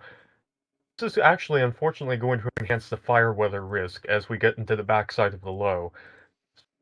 Tuesday, Wednesday timeframe, you might want to be taking red flag precautions. Some red flag alerts going up there because of dry air and strong wind. That is going to unfortunately increase the fire weather potential. Oh, yeah. In fact, the winds are so strong on the northern side or on the western side of that coming out of the north that temperatures actually cool down throughout the day. They don't even warm up at all. Oh yeah. Okay, so we got some good temperature advection. If it would get colder, that'd be helpful. Oh, yeah. Even in the low levels, 850 millibar winds over that area are insane. Yeah, 850 millibar winds over northern Texas, over 85 knots. And Gee wow, whiz. over central Kansas, 90 knot winds at 850 millibars. Man, it is a strong, and I guess that's an indication of the rapid pressure falls that we're seeing at this jet streak exit region. It's an indication that the pressure gradients are really tightening around this system. Yeah. Oh! Oh, look at this, Ethan. I found hurricane force sustained winds in northern northeastern Kansas. 61, 62 knots. Almost hurricane force, actually. My gosh. With wind gusts, That would be damaging. over 80, 90 miles an hour. Yeah. To say that that specifically will happen, but the point is, strong winds, very strong winds, and probably some damaging winds as well, quite likely to occur on the backside of this low. Oh, yeah. I wanted to show you this model run, then I'm going to have to head out. I keep on just dragging myself on and on and on about this. You should have seen one of the model runs, I think it was yesterday afternoon. It was... Oh no, which run was it? Oh yeah, Ethan, it was the 18Z run. A pressure bottoming out at 969 millibars over eastern Iowa. Holy cow. That is some insanely low pressure. Wow. But on the 0Z run tonight, it only bottoms out at 985 millibars. And this is, both of those were for Tuesday, right? Yes. Okay. So we got, still indicating some variability we have here. Still some things to work out. But definitely an organized low. Does appear quite likely. But wow, that active pattern, holy cow. Especially for California, we're just going to get slapped in the face with storm after storm after storm with cold temperatures. Which, by the way, Ethan, if that trough hits us, not the one that's coming through now, by next week, by the end of next week, we're not talking temperatures, Ethan, in the 60s. We're talking temperatures in the upper 40s to low 50s during the day. And the average high this time of the year for Oh us, my. our average high this time of the year for us is in the low 70s. We're talking upper 40s during the day. Man, that is incredible. That's a pretty big temperature anomaly. And I think what that highlights is, for everyone that's in this stream, you gotta stay tuned to David's channel. Like and subscribe for sure, but stay tuned to the channel because there's going to be some impactful weather across a whole region of the country, a whole bunch of the country actually. West Coast, as David's talking about, very anomalously cool weather, and probably some impactful jet stream disturbances coming in with that. Central US, you got some storm systems with severe weather, maybe snow to the north, a whole bunch of things to keep an eye on, and David is going to keep you up on it. I will try, at least with my school. My school. Oh, Understandable. and also, Ethan, I found another temperature anomaly. March 13th, 288 hours out, 42 degrees in my area during the day. Man, don't put the winter coat away. 42 degrees in the smack dab of March, mid-March. That is pretty incredible. While your area will have some really warm temperatures. In fact, possibly by late March, your temperatures in your area, Ethan, in the mid to upper 70s. Hey, I would take that.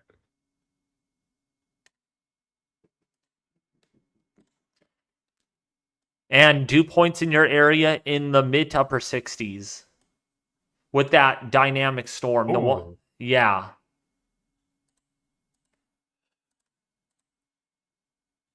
yeah. I I would like that. And certainly, it was cold today. I would take some warmer temperatures for sure. Yeah. All right, I think we're done. I'm ending this. As always, you guys have a good night. Thank you for tuning in, and we'll be back again on Tuesday. Tuesday. We'll be live, most likely on the severe weather event / outbreak, potentially. All right. Good night, you guys. Okay.